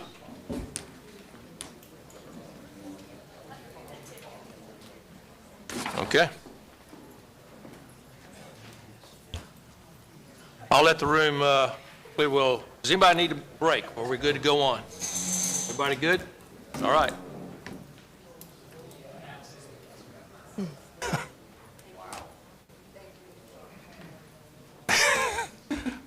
All right. Let's open a public hearing now for case number SV 26-03, the Woodmont Phase 2 Lot 120 variance request. Anybody need to declare prior communication on this item? No? All right. Ms. Mosley. Okay. It's for SV 2603, Woodmont Phase 2, Lot 120, variance request. The request is for variance from subdivision regulations, section 5.1.1, building setback requirements. The subject property is located in Planning District 18. It is unzoned. The location is Lot 120 of the Woodmont Phase 2 subdivision, east side of Trone Drive in Foley. Again, the request is for a variance from the subdivision regulations, section 5.1.1, building setback requirements. Staff analysis, the applicant is requiring a variance from the front building setback line to allow an attached garage. Existing dwellings are constructed within the allowable setbacks. The applicant needs to extend 4 foot into the front building setback, making the front building setback 26 foot from the front property line on the mid-block bulb-out traffic circle. Staff recommends denial of the subdivision variance request per Article 8, Section 8.1E of the Baldwin County Subdivision Regulations. E reads, inconvenience, financial concerns, or self-imposed conditions shall not be considered as a hardship for the propose of the grant of the variance. No public comments were received. This is the applicant's response to variance criteria. I do believe y'all have read that. Here's your location map, your aerial.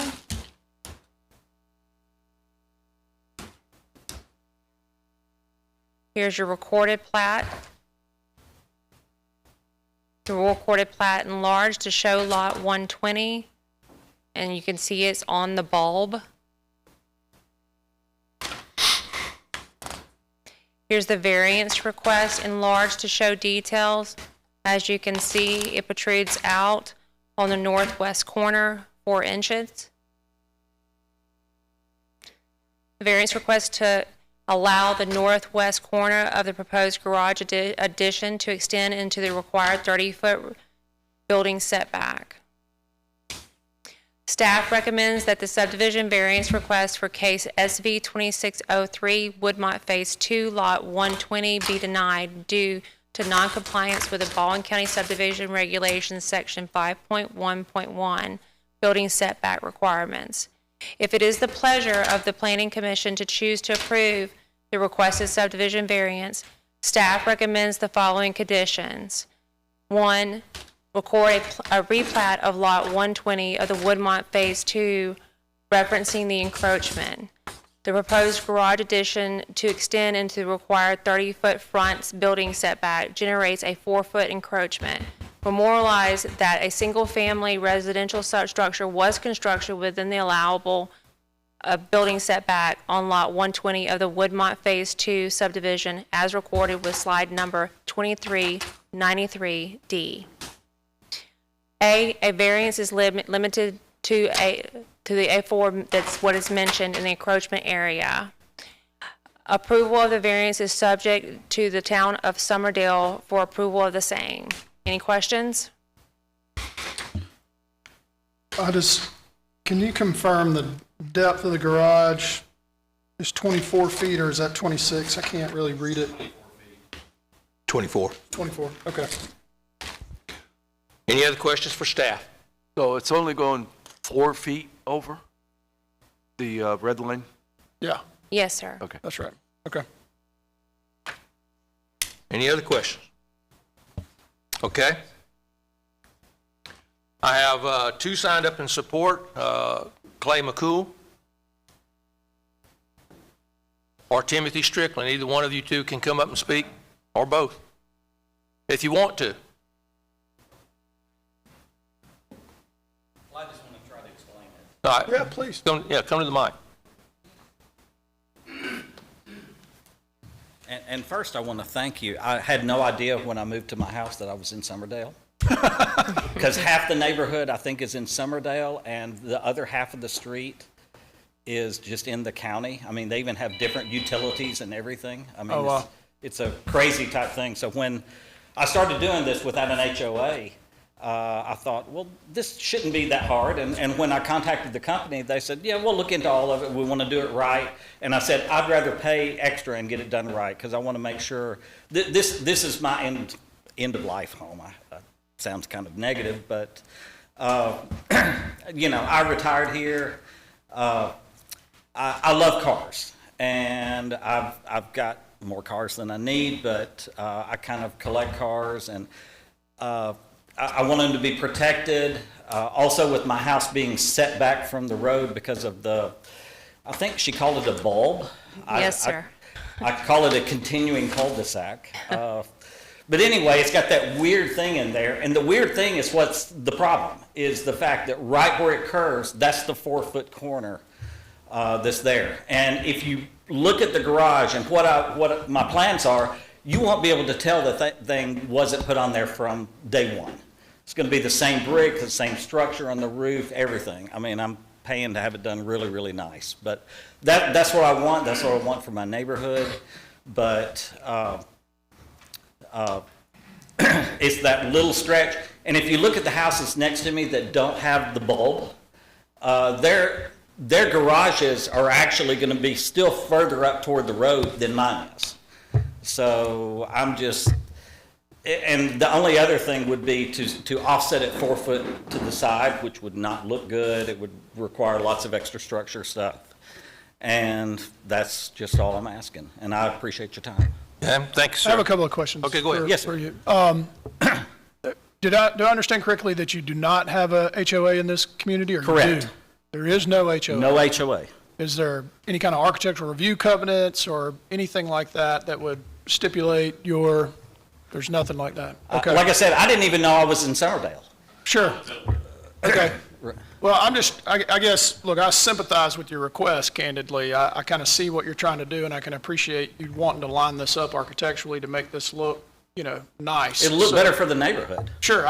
Listen, I get it. I'm just trying to understand a little bit more, I guess, about, sort of the request. And so this is, I can't see the front of your house, but I assume this is just an extension of the existing garage coming straight out. Is Well, that right? the garage is flush. Sorry.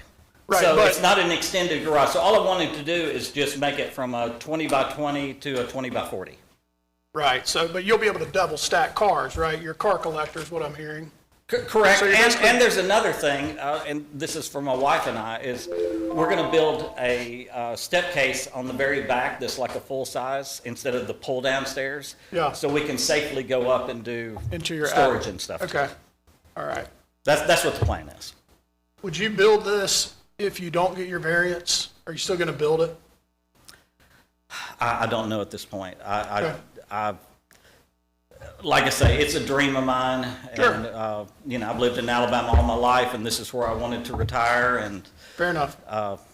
I thought with an HOA and everything, it would just not be an issue, but. But you have no HOA, right? Correct. There is Okay, no. Sorry, I'm just trying to clarify that, because if, part of my question would be, if you have an HOA that has already either voted yes or no in favor of this, or an architectural review committee, right, that had already come forward and said, hey, we're good with this, right? Right. Or we're not good with this, whatever their position may be, so.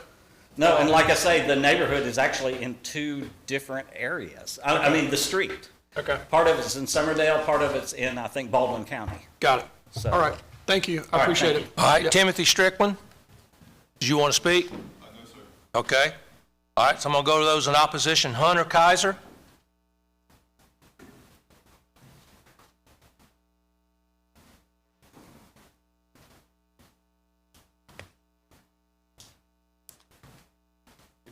Good evening. Mr. McCool's, actually, he's correct. There is no HOA in that neighborhood. We've been extremely fortunate there. I do oppose this, and the main reason is, well, two main reasons. One is I want to make sure that everything stays uniform in the neighborhood. The neighborhood is nice, it's clean. We want to make sure all the aesthetics stay similar in that regard. The other two, I assume that this would be tying into the roof structure. What is that going to do to water runoff? With this being further out to the road, that area right there is pretty flat, so what would that look like on the south side of his residence? So those would be my main concerns. Okay. My property is directly to the immediate north. Okay. So, all right. That's all I got. Thank you. Thank you. Billy White?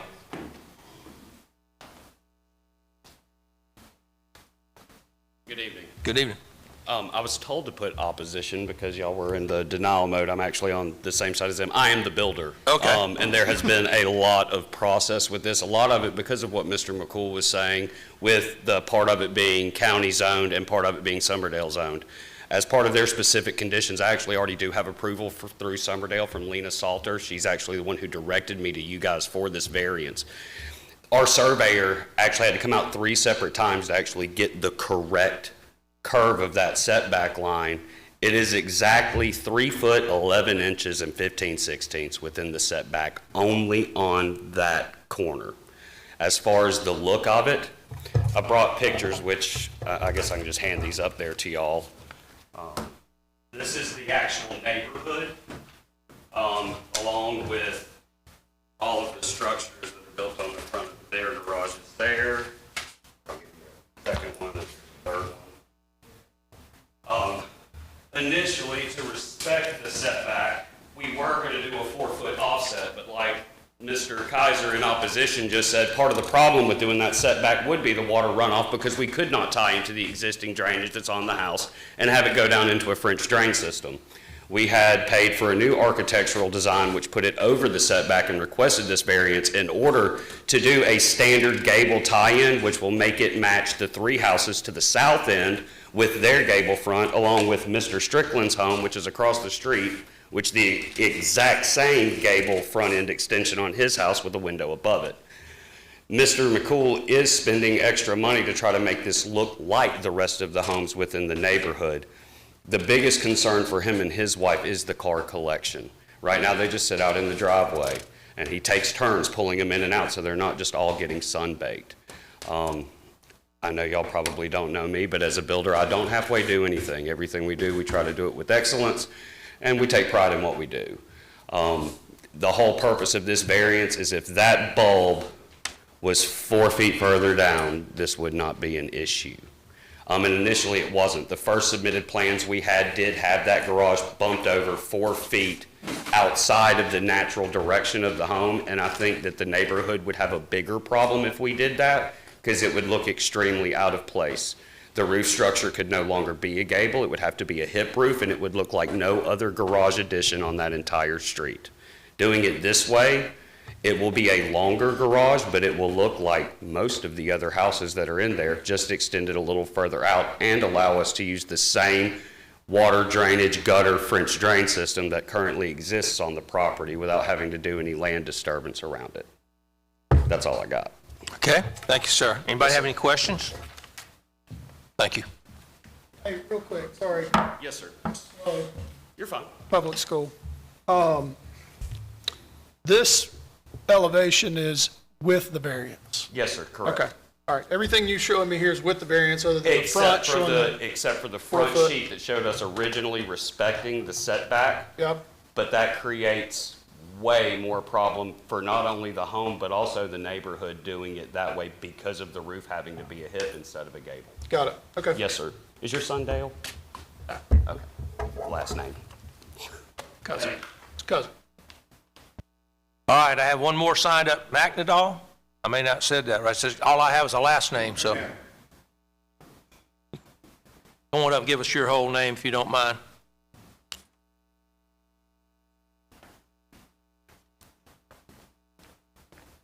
Good evening. I'm Jason McDaniel. I'm the residence just south of him at lot 121. Okay.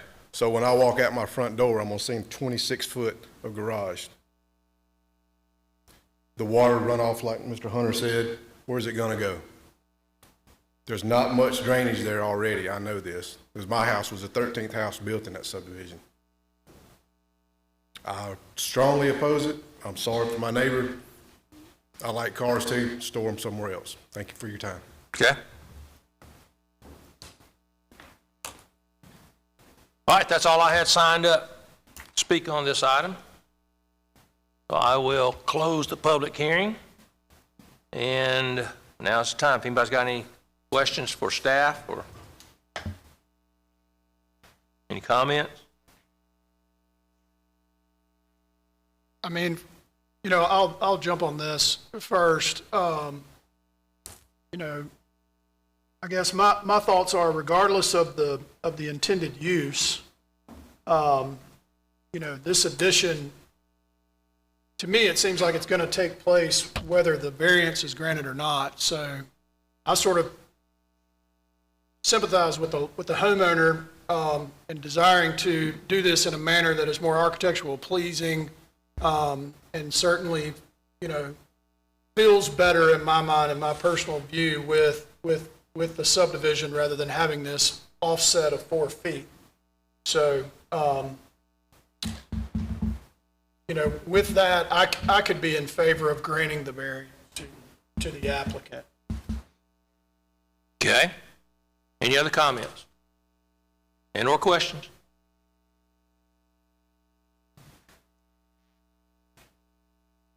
I feel like the overset, while not probably legally de minimis, in the grand scheme of things, is relatively de minimis to this project. So, you know, I sympathize with everyone's opinion. That's just, or I respect them all, rather. That's just my thought. I think it would be much more pleasing to have all of that in line. I think it would look better for the homeowner and for their neighbors. I agree with Scott. However, by adding the addition to the garage, in my opinion, whether it lines up or not, it's not going to look the same as the rest of the neighborhood.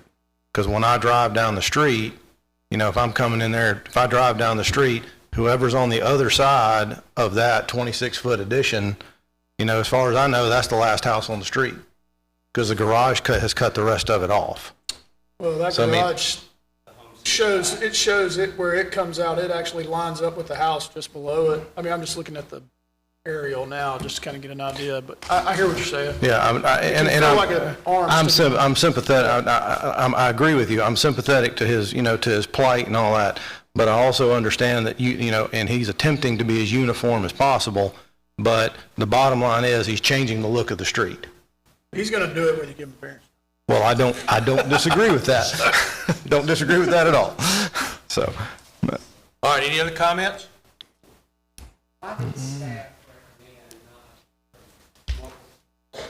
Well, with any variance, yeah, we have very kind of strict guidelines of how we must review variances, and it just didn't meet the specific guidelines in our regulations. But yeah, this is another kind of unique situation because there's pluses and minuses on both sides. Like you said, to make it will be more architecturally kind of fitting, just kind of extend that hip roof out, But, and also the other side of that is that area is already a concrete driveway, so you're not adding. You're not impacting impervious surfaces. You can tie into existing gutter system. Hypothetically, Yeah.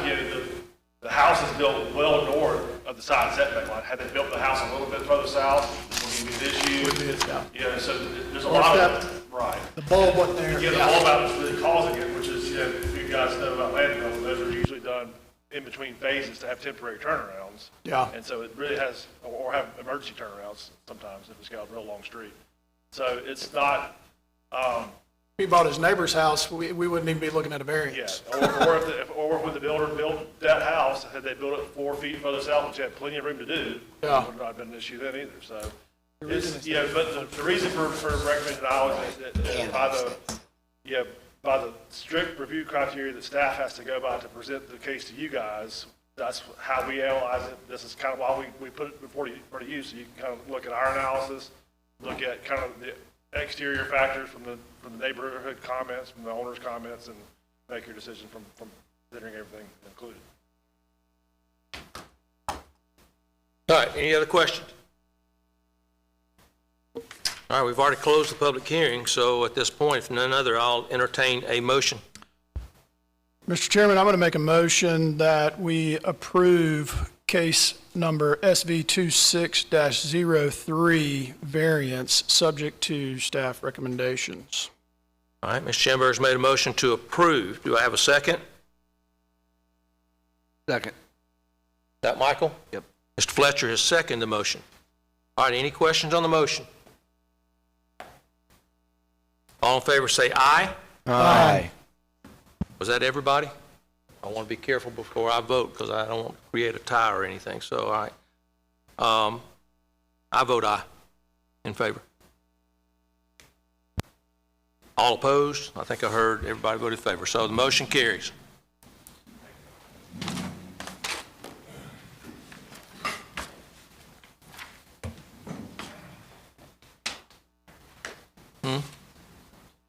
No. Okay. Open the public hearing now for case number SV 26-06. This is another variance request for Mr. Robert Wells. Does anybody need to declare prior communication on this item? Okay, Ms. Wilson? All right, this is case SV 2606, the Robert Wells flag lot variance.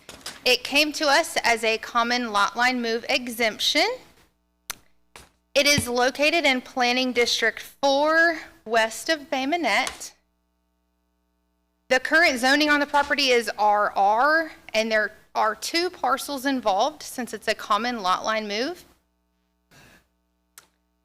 The applicant is requesting a variance from the minimum lot width of the flag portion of the lot. Current regulations state the flag portion of lots must be a minimum of 60 foot wide. And I think it's going to look better if, I'll go back to that one. So these are the current conditions. You have the property to the north, the property to the south. There is an existing easement. You can see the dirt driveway. Here it's shown on the survey. They are proposing to do a 30-foot flag to encompass the existing, I believe it's a 25-foot easement existing. They're requesting the 30-foot flag. So the applicant is requesting a 30-foot flag to access an existing parcel. This property is currently served by a 30-foot easement. The owner of the land that the easement passes through is willing and able to transfer the 30-foot easement into permanent ownership to the parcel it serves. The granting of a 60-foot strip of land would be above and beyond any historical ownership. There are no other hardships that staff is aware of that would prevent the granting of a 60-foot flag. Staff is recommending denial of this request due to a lack of hardship on the land. This request was originally received as a common lot line move exemption between the 2 parcels. Neither lot is part of a recorded subdivision. No new lots or accesses are proposed. This variance is from section 3.2 of the subdivision regulations, the definition for flag lot that outlines they need to be 60 feet wide and no more than 800 feet long. I've included a section for variances. Y'all are familiar with the reasons we can grant a variance. As previously mentioned, the applicant has requested a variance from the minimum flag lot width to transfer an existing easement into a flag access. Unless information to the contrary is revealed at the public hearing, staff feels this variance request should be recommended for denial due to a lack of hardship on the land that would prevent a 60-foot flag. If it's the pleasure of the Planning Commission to approve this variance, the exemption would be administratively approved to complete the common lot line exemption request. With that, I'm happy to answer any questions. Okay, any questions for staff? So there's homes on each lot, and all the utilities are connected. Okay, thank you. Any other questions? All right, Robert Wells.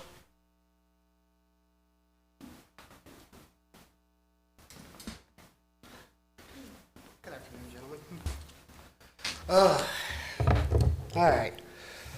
Basically, what we're trying to do is correct a 15-year wrong. During the initial layout of the property, my grandparents deeded both my lot and the lower lot to myself and another family member. All right, now in the rush at the time, because their health had started failing drastically and quickly, nothing was ever surveyed, nothing was ever measured. No tapes were pulled on it that I know of, okay? Now, my home was established in 2007. The deed did not become mine until 2013. Now, at the time when I saw this, you know, unfortunately, I didn't see it till after the deed was drawn up. I'd always assumed my property line and what had always been discussed would have been as it's proposed. Now, the reason we're doing this now is because my other family member has decided to sell that piece of property.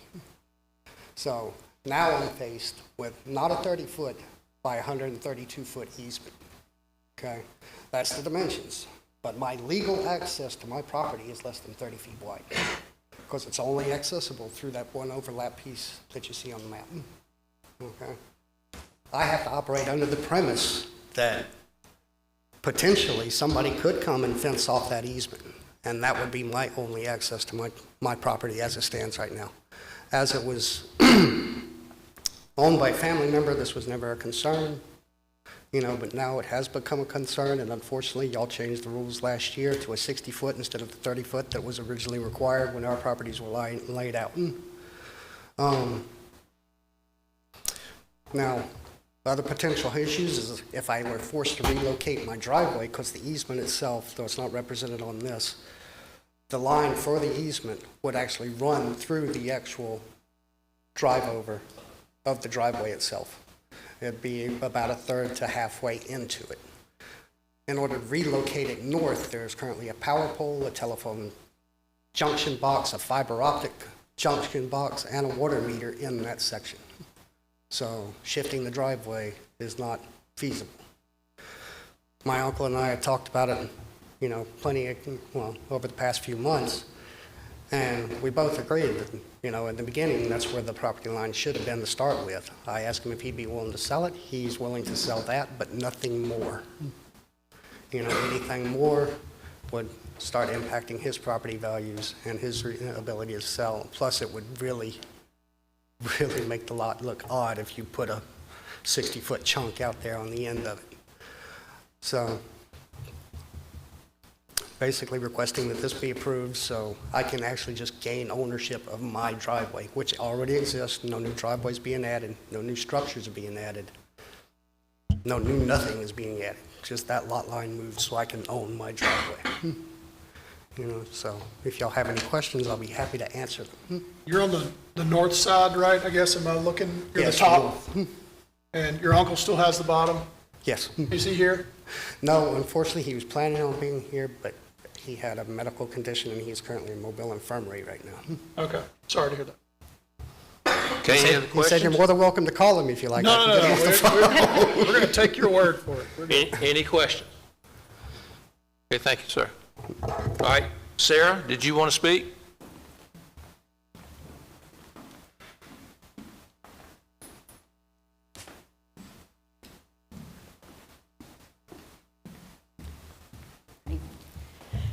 Like he said, Mr. Chastain, the owner to the south, was planning on being here, and he is amenable to what we have proposed, but he's been very adamant that that is the limits of what he will allow. If it's not allowed, then this would just continue as it has been.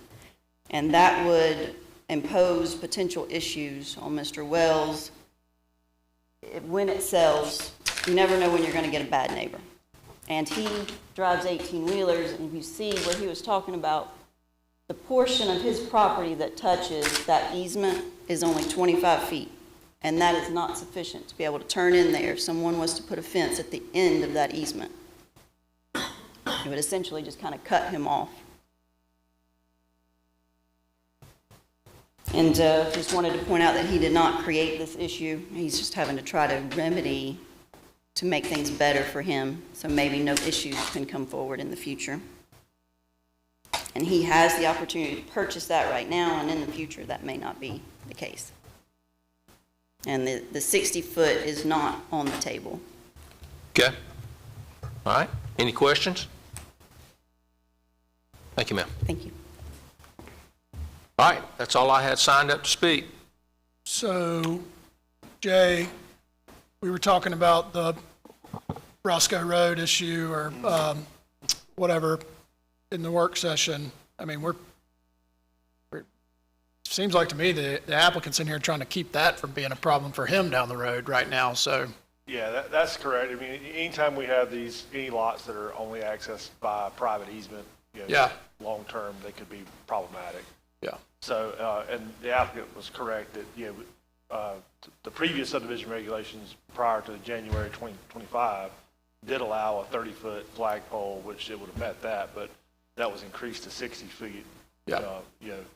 And again, this is kind of a unique situation where it's not a very long flag. It's just, it's pretty. Yeah, it's something like 100 feet long. Yeah. So it's definitely got some unique circumstances to it, and that's kind of what we're bringing to you guys. But I do agree that anytime you have your only access is through a private easement, it could be trouble. Yeah, I mean, and I guess knowing now that this is, family members, et cetera, I mean, that sort of, it begins to make a little bit more sense of why. Right, and when they did the family division years ago, had they just deeded it the way it's shown now, there would have never been any questions asked. Right. I mean, if this was granting some sort of road frontage that would allow Mr. Wells to go in and develop this property and create a subdivision, then I think I would, maybe look at it a little differently, but I certainly sympathize with him and his uncle and sort of their situation and what they're trying to do here. It seems to make good logical sense to just kind of grant this access. I mean, is there something I'm missing? Right. There's very little to no further development potential for the lot. And again, this is really more of kind of correcting an existing condition than anything. Sounds like we can help him sleep a little better at night. So let me throw a kink in it. The arc at the roadway is approximately, 46 feet? 46.36. And it's 30 feet right at the closest point up there. And I see what he's doing. Technically, it looks like to me he'd almost give up as less land if he gave 60 feet for the depth of that 30-foot strip, instead of giving an angle all the way down the property. You're talking about the measurement of the arc angle is. I'm saying to meet our 60 feet, if he just gave the 60 feet, and I heard what you said, he doesn't want to do more, but if you're talking about the amount of land, a 60-foot for only the length of what we're talking about needed, am I missing something? Well, the arc is 46, right? Yeah, you'd only be giving another 14 feet there. But that 60 Sounds like feet- Uncle ain't giving up that The 14 60 feet. feet Well, has if to go all he's the giving way up all through. this, that's my point. Don't give that up. Oh, I see. Only go to here. I got you. He's giving less land up than he is on the total strip. Yeah. Yeah. So the 60 feet would have to go all the way to, Beyond the lot line, but he doesn't Right, have to beyond go the all the lot way to, line, right. he doesn't have to go all the way to the rear lot at an angle. I think they were doing that to meet their needs with the 18-wheeler to make sure they had turnaround. Or where they've all assumed this property line has been since the day they inherited it. They That's- already agree on where the property line is, so. right, that's kind of what it sounds to me, is that there was, kind of the family members understood what the property was, but it wasn't recorded that way. Yeah. And I do see what the applicant said, like, even the current easement, the driveway actually exits the easement before it's on the current property. So there would have to be some relocation of driveway and some other things, even if it stayed as it is today.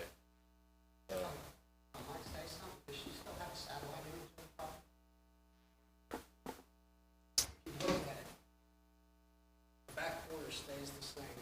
The tree line runs almost diagonally along the line to the road. That's how it's established. That's the property I've been maintaining for the last 20 years. And that's what he's always assumed has been mine. On a general map, it looks strange, but if you actually look and trace the tree line down, that's the line. That's where the original fence line pretty much was in the original field.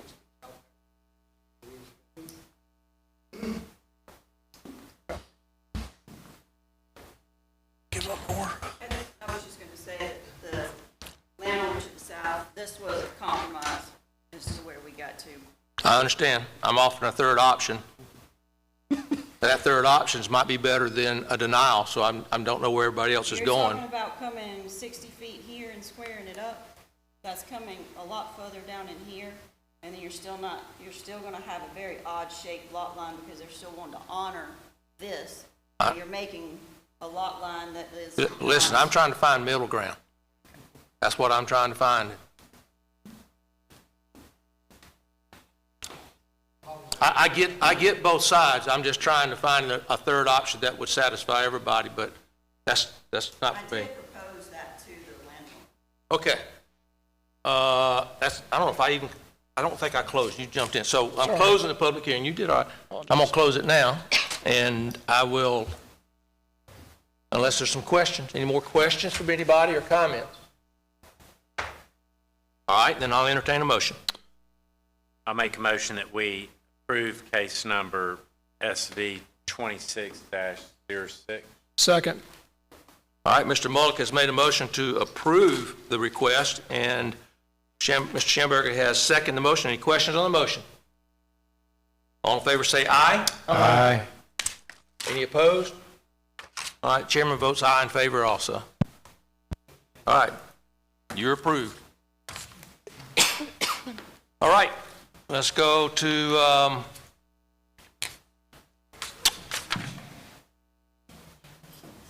open public hearing now for case number CSP 26-09, Licking Good Donuts. Anybody need to declare prior communication on this item? Okay.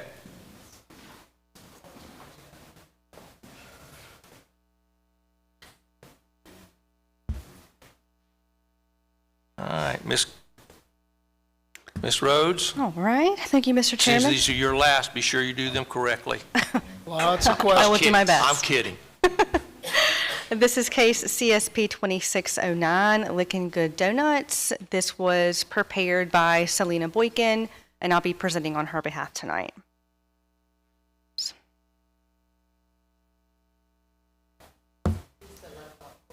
Oh, okay. While you're doing that, does anybody need to declare prior communication on this item? All right, thank you. Here's the subject property within the county. The property is located east of State Highway 181 and south of 104 in Fairhope. This is in Planning District 37. The property is zoned B3, General Business District, and it's approximately 0.9 acres. Their request is for site plan approval for a 5,070 square foot commercial building, and this will have 2 units. There were no emails expressing any concern about this case. Here are the property images as well as the adjacent property images. Here's the locator and site maps. To the north and east, we see RV1 zoning and RV parks. To the south, we have B2 zoning with a vacant land use, and to the west, we see RA zoning that's also vacant. This property, in terms of the future land use map, is primarily consisting of moderate development potential. The property is also located in an urban mixed-use center, which would support the rezoning and the use. In terms of the staff analysis, the proposed site plan for the 5,070 square foot commercial building that will have 2 units complies with the requirements of the zoning ordinance, except for the required loading and unloading space. The applicant has applied for a variance for the size of the loading and unloading space. The size is, the required size is 12 by 55. However, they can go to the Board of Adjustments, who will allow the dimensions to be shortened to 55, from 55 to 35 feet. And this will be heard during the May 19th meeting.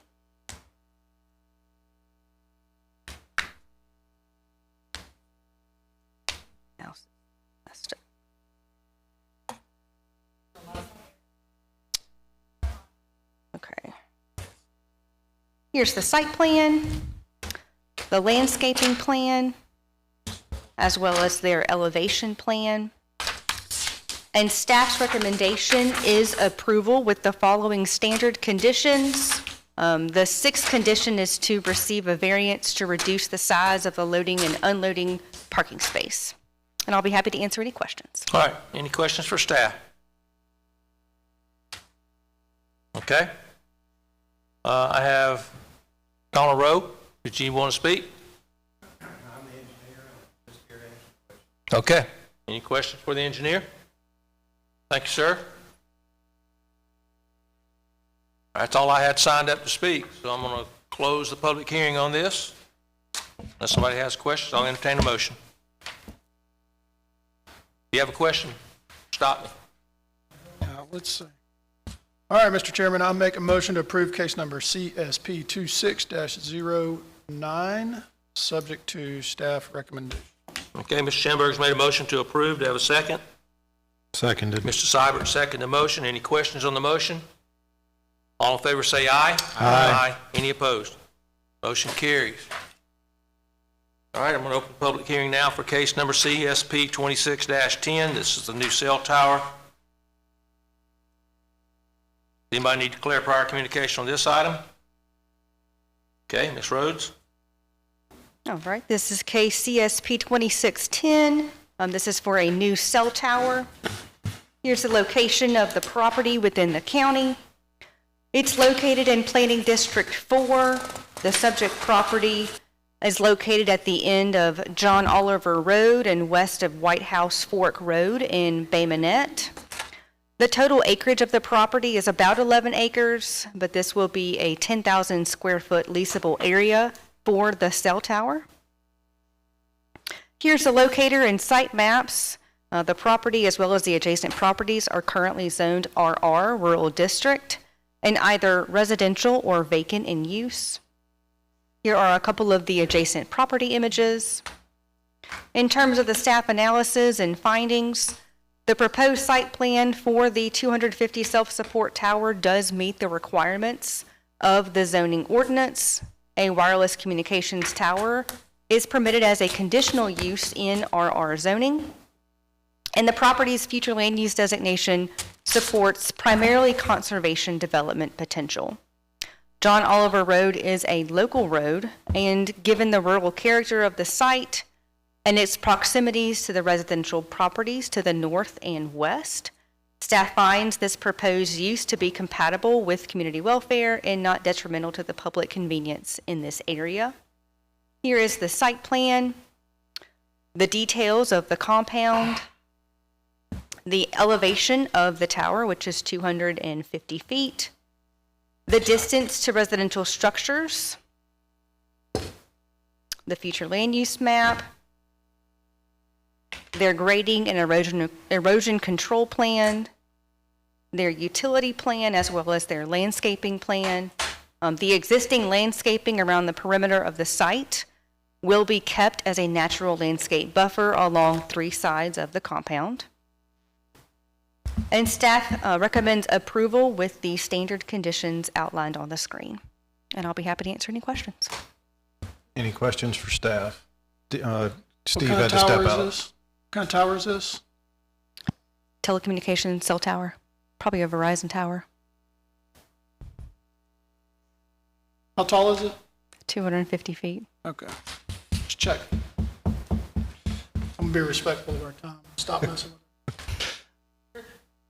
All right, I have several people signed up in support. One signed up as neutral, Heath Bellew. I'm the agent, so I'm here to answer any questions. Okay, any questions for the agent? All right, Perry Heyman.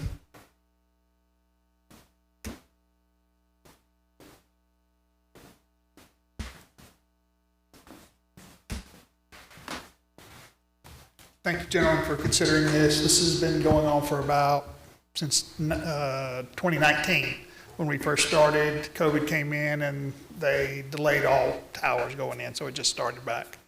When this first came as an opportunity, we have no Verizon cell phone signal right there on 138, almost all the way to Bay Minette and all the way back to 225.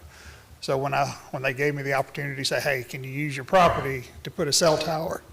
I'm like, yeah, I'll do it. Now, I may be in the donut, so I may not get anything right there at my home, but for the community, once I leave, it's going to be a lot better than what we have right now. And that would be a great thing for me and my neighbors.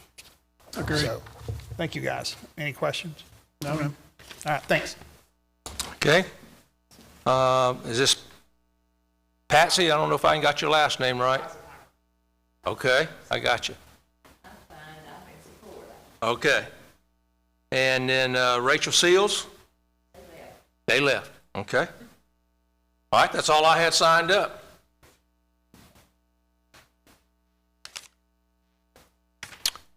I'll close the public hearing.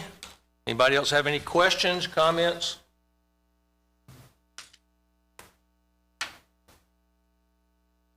Okay, I'll entertain a motion. I'll make a motion that we approve case number CSP 26-10, subject to staff condition. Okay. Mr. Mullis made a motion to approve. Do I have a second? Seconded. All right, Mr. Stiver, second the motion. Any questions on the motion? All in favor say aye. Aye. Any opposed? Chairman votes aye in favor. All right, last item. Open the public hearing now for case number CSP 26-11. This is a dental office. Does anybody need to declare prior communication on this item?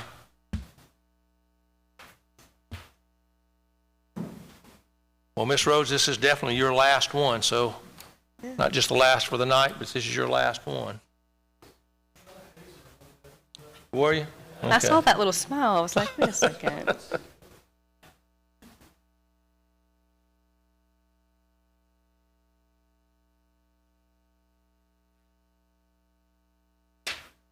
Right, this is case CSP 2611 for a dental office. Here's the location of the property within the county. It's in Planning District 16. The property is located west of US Highway 98 and north of Graham Street in the Montrose community. It's approximately 1 acre and the current use of the property is vacant. Here's the locator and site maps. The properties to the north and south are zoned commercial. The property land use to the north is vacant, and to the south we have commercial use. To the east we see RTF4 zoning with an institutional use, and to the west is RSF2 with a residential land use. Here are the adjacent property images. In terms of the staff analysis and findings, the proposed site plan for this dental office does comply with the requirements of the zoning ordinance, and dental offices are a permitted use within B2 zoning. The future land use map includes conservation and low impact development potential for this property. In terms of the roadway, US Highway 98 is a principal arterial, and given the commercial character of the property and the proximity to commercial development in the area, the staff finds this property to be consistent with community welfare and not detrimental to the public at this location. Here is the site and utility plans, as well as their floor and elevation plans. The future land use map. Here's their grading, drainage, and erosion control plans, as well as their landscaping plans. And staff recommends approval with the following standard conditions. They do have a specific condition where they have to submit a commercial turnout permit from ALDOT. And I'll be happy to answer any questions you may have. Okay, any questions for staff?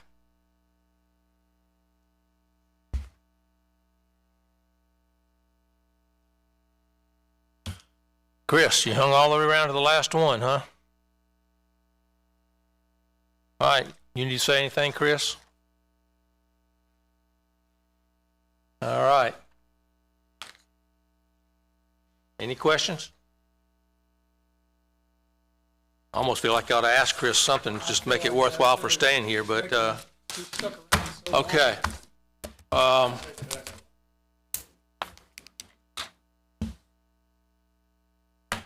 right. Since no one else has signed up, I'm going to close the public hearing. Any questions or comments? If not, I'll entertain a motion. Mr. Chairman, I make a motion to approve CSP 26-11, subject to staff recommendations. Okay. Mr. Lipson's made a motion to approve. Do I have a second? I'll second. Michael. Mr. Mullick has seconded the motion. Any questions on the motion? All in favor say aye. Aye. Any opposed? Motion carries. All right, that's the last of our public hearings. And we had no one sign up for public comments other than that one. We have two. Oh, I'm sorry. So Mary Ann, I don't know how you say, Tomasek, here to speak or not? No? How about Stephanie Bartle? Well, apparently they didn't want to speak at public comments. Okay, so these were some signed up for the Lillian. Okay. All right, so that's all I had on the public comment period. And anybody in the Planning Commission have any comments? I have one. It's in regards to lighting, some of the new construction. We see, this one in particular, George building. Don't typically, travel these routes at night, but by George, when I, saw this, I was like, well, it felt obtrusive to me. So I don't want to say, I know light is a sensitive topic, but some of this stuff that's maybe a softer light. And I'll be honest, where it was at 55 and 24. It's new storage buildings, and it's just, some of their lighting was nice, and then some of it it really jumped. And it's just, I'm gonna call it a public comment. That's a fairly new one, isn't it? It's one we just approved a couple months ago, and it's bright. We can check on that and see if they've gone through their final site inspection, but, we do have, for commercial uses, like storage buildings, we do have, lighting, requirements, and basically it can't have more than, I think, like 1 foot candle, and it can't extend over the property line. But we can take a look at that one. I know that lighting has come up a lot in different things for commercial use and residential uses. We do actually require street lights in a lot of the more dense single-family residential neighborhoods. A lot of times it's not getting installed, and so we're trying to really kind of get a handle on how to make sure that's happening, because that does become a safety issue. We're talking about the little residential kind of acorn street lights for those things, but there's a few issues with that where it's been brought to our attention, yeah. Okay. Any other comments? I will speak for the group personally. Corey, appreciate what you have done. I know why they keep coming up here and getting you guys, because y'all do a great job. I mean that, literally all of you. You do a great job, and shame on them for coming stealing people. All right, anybody else? Any other comments? All right. Mr. Dixon, you got anything? You know, I'll keep it really short today. I talked to you guys a little bit during the work session about some of the things we've had going on, but just to give you a little update, you know, we have a couple of pretty significant projects going on with our master plan update. You know, we're making a lot of really good progress on that. Actually, planning on bringing some drafts to you guys in the next 60 days, you know, because you guys are a big component of that. So we'll actually have some good things for you guys to review and to give some feedback on, and so we can kind of start trying to get that wrapped up, because I'd really like to have that whole thing wrapped up and adopted, you know, by the end of the fiscal year, which is October 1, right? That's my goal, is to kind of get everything done, you know, prior to this fiscal year's ending. But more to come on that. You guys will see more of that coming up in the next 60 days or so. The zoning ordinance, we talked about a little bit during the work session, but we're been asked to write in some different things for zoned areas regarding data centers and solar farms, which we're working on. But some of the other things that kind of relevant to some of the items we saw tonight is how kind of cleaning up how conditional use permits are treated versus site plan, just by right site plans. And so that's going to kind of help clarify some of the things you guys see on a regular basis too. I know we've talked about that, you know, on and off over the last couple of years. But so some good things come with that. I also plan on bringing you guys that for some recommendations the next you know, couple months.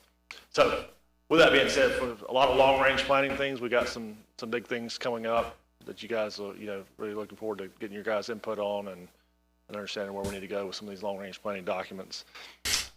We got several good, you know, kind of county projects ongoing. You know, Mark and the highway teams make a lot of progress on our 30Q program, the 65 corridor, and a lot of other things.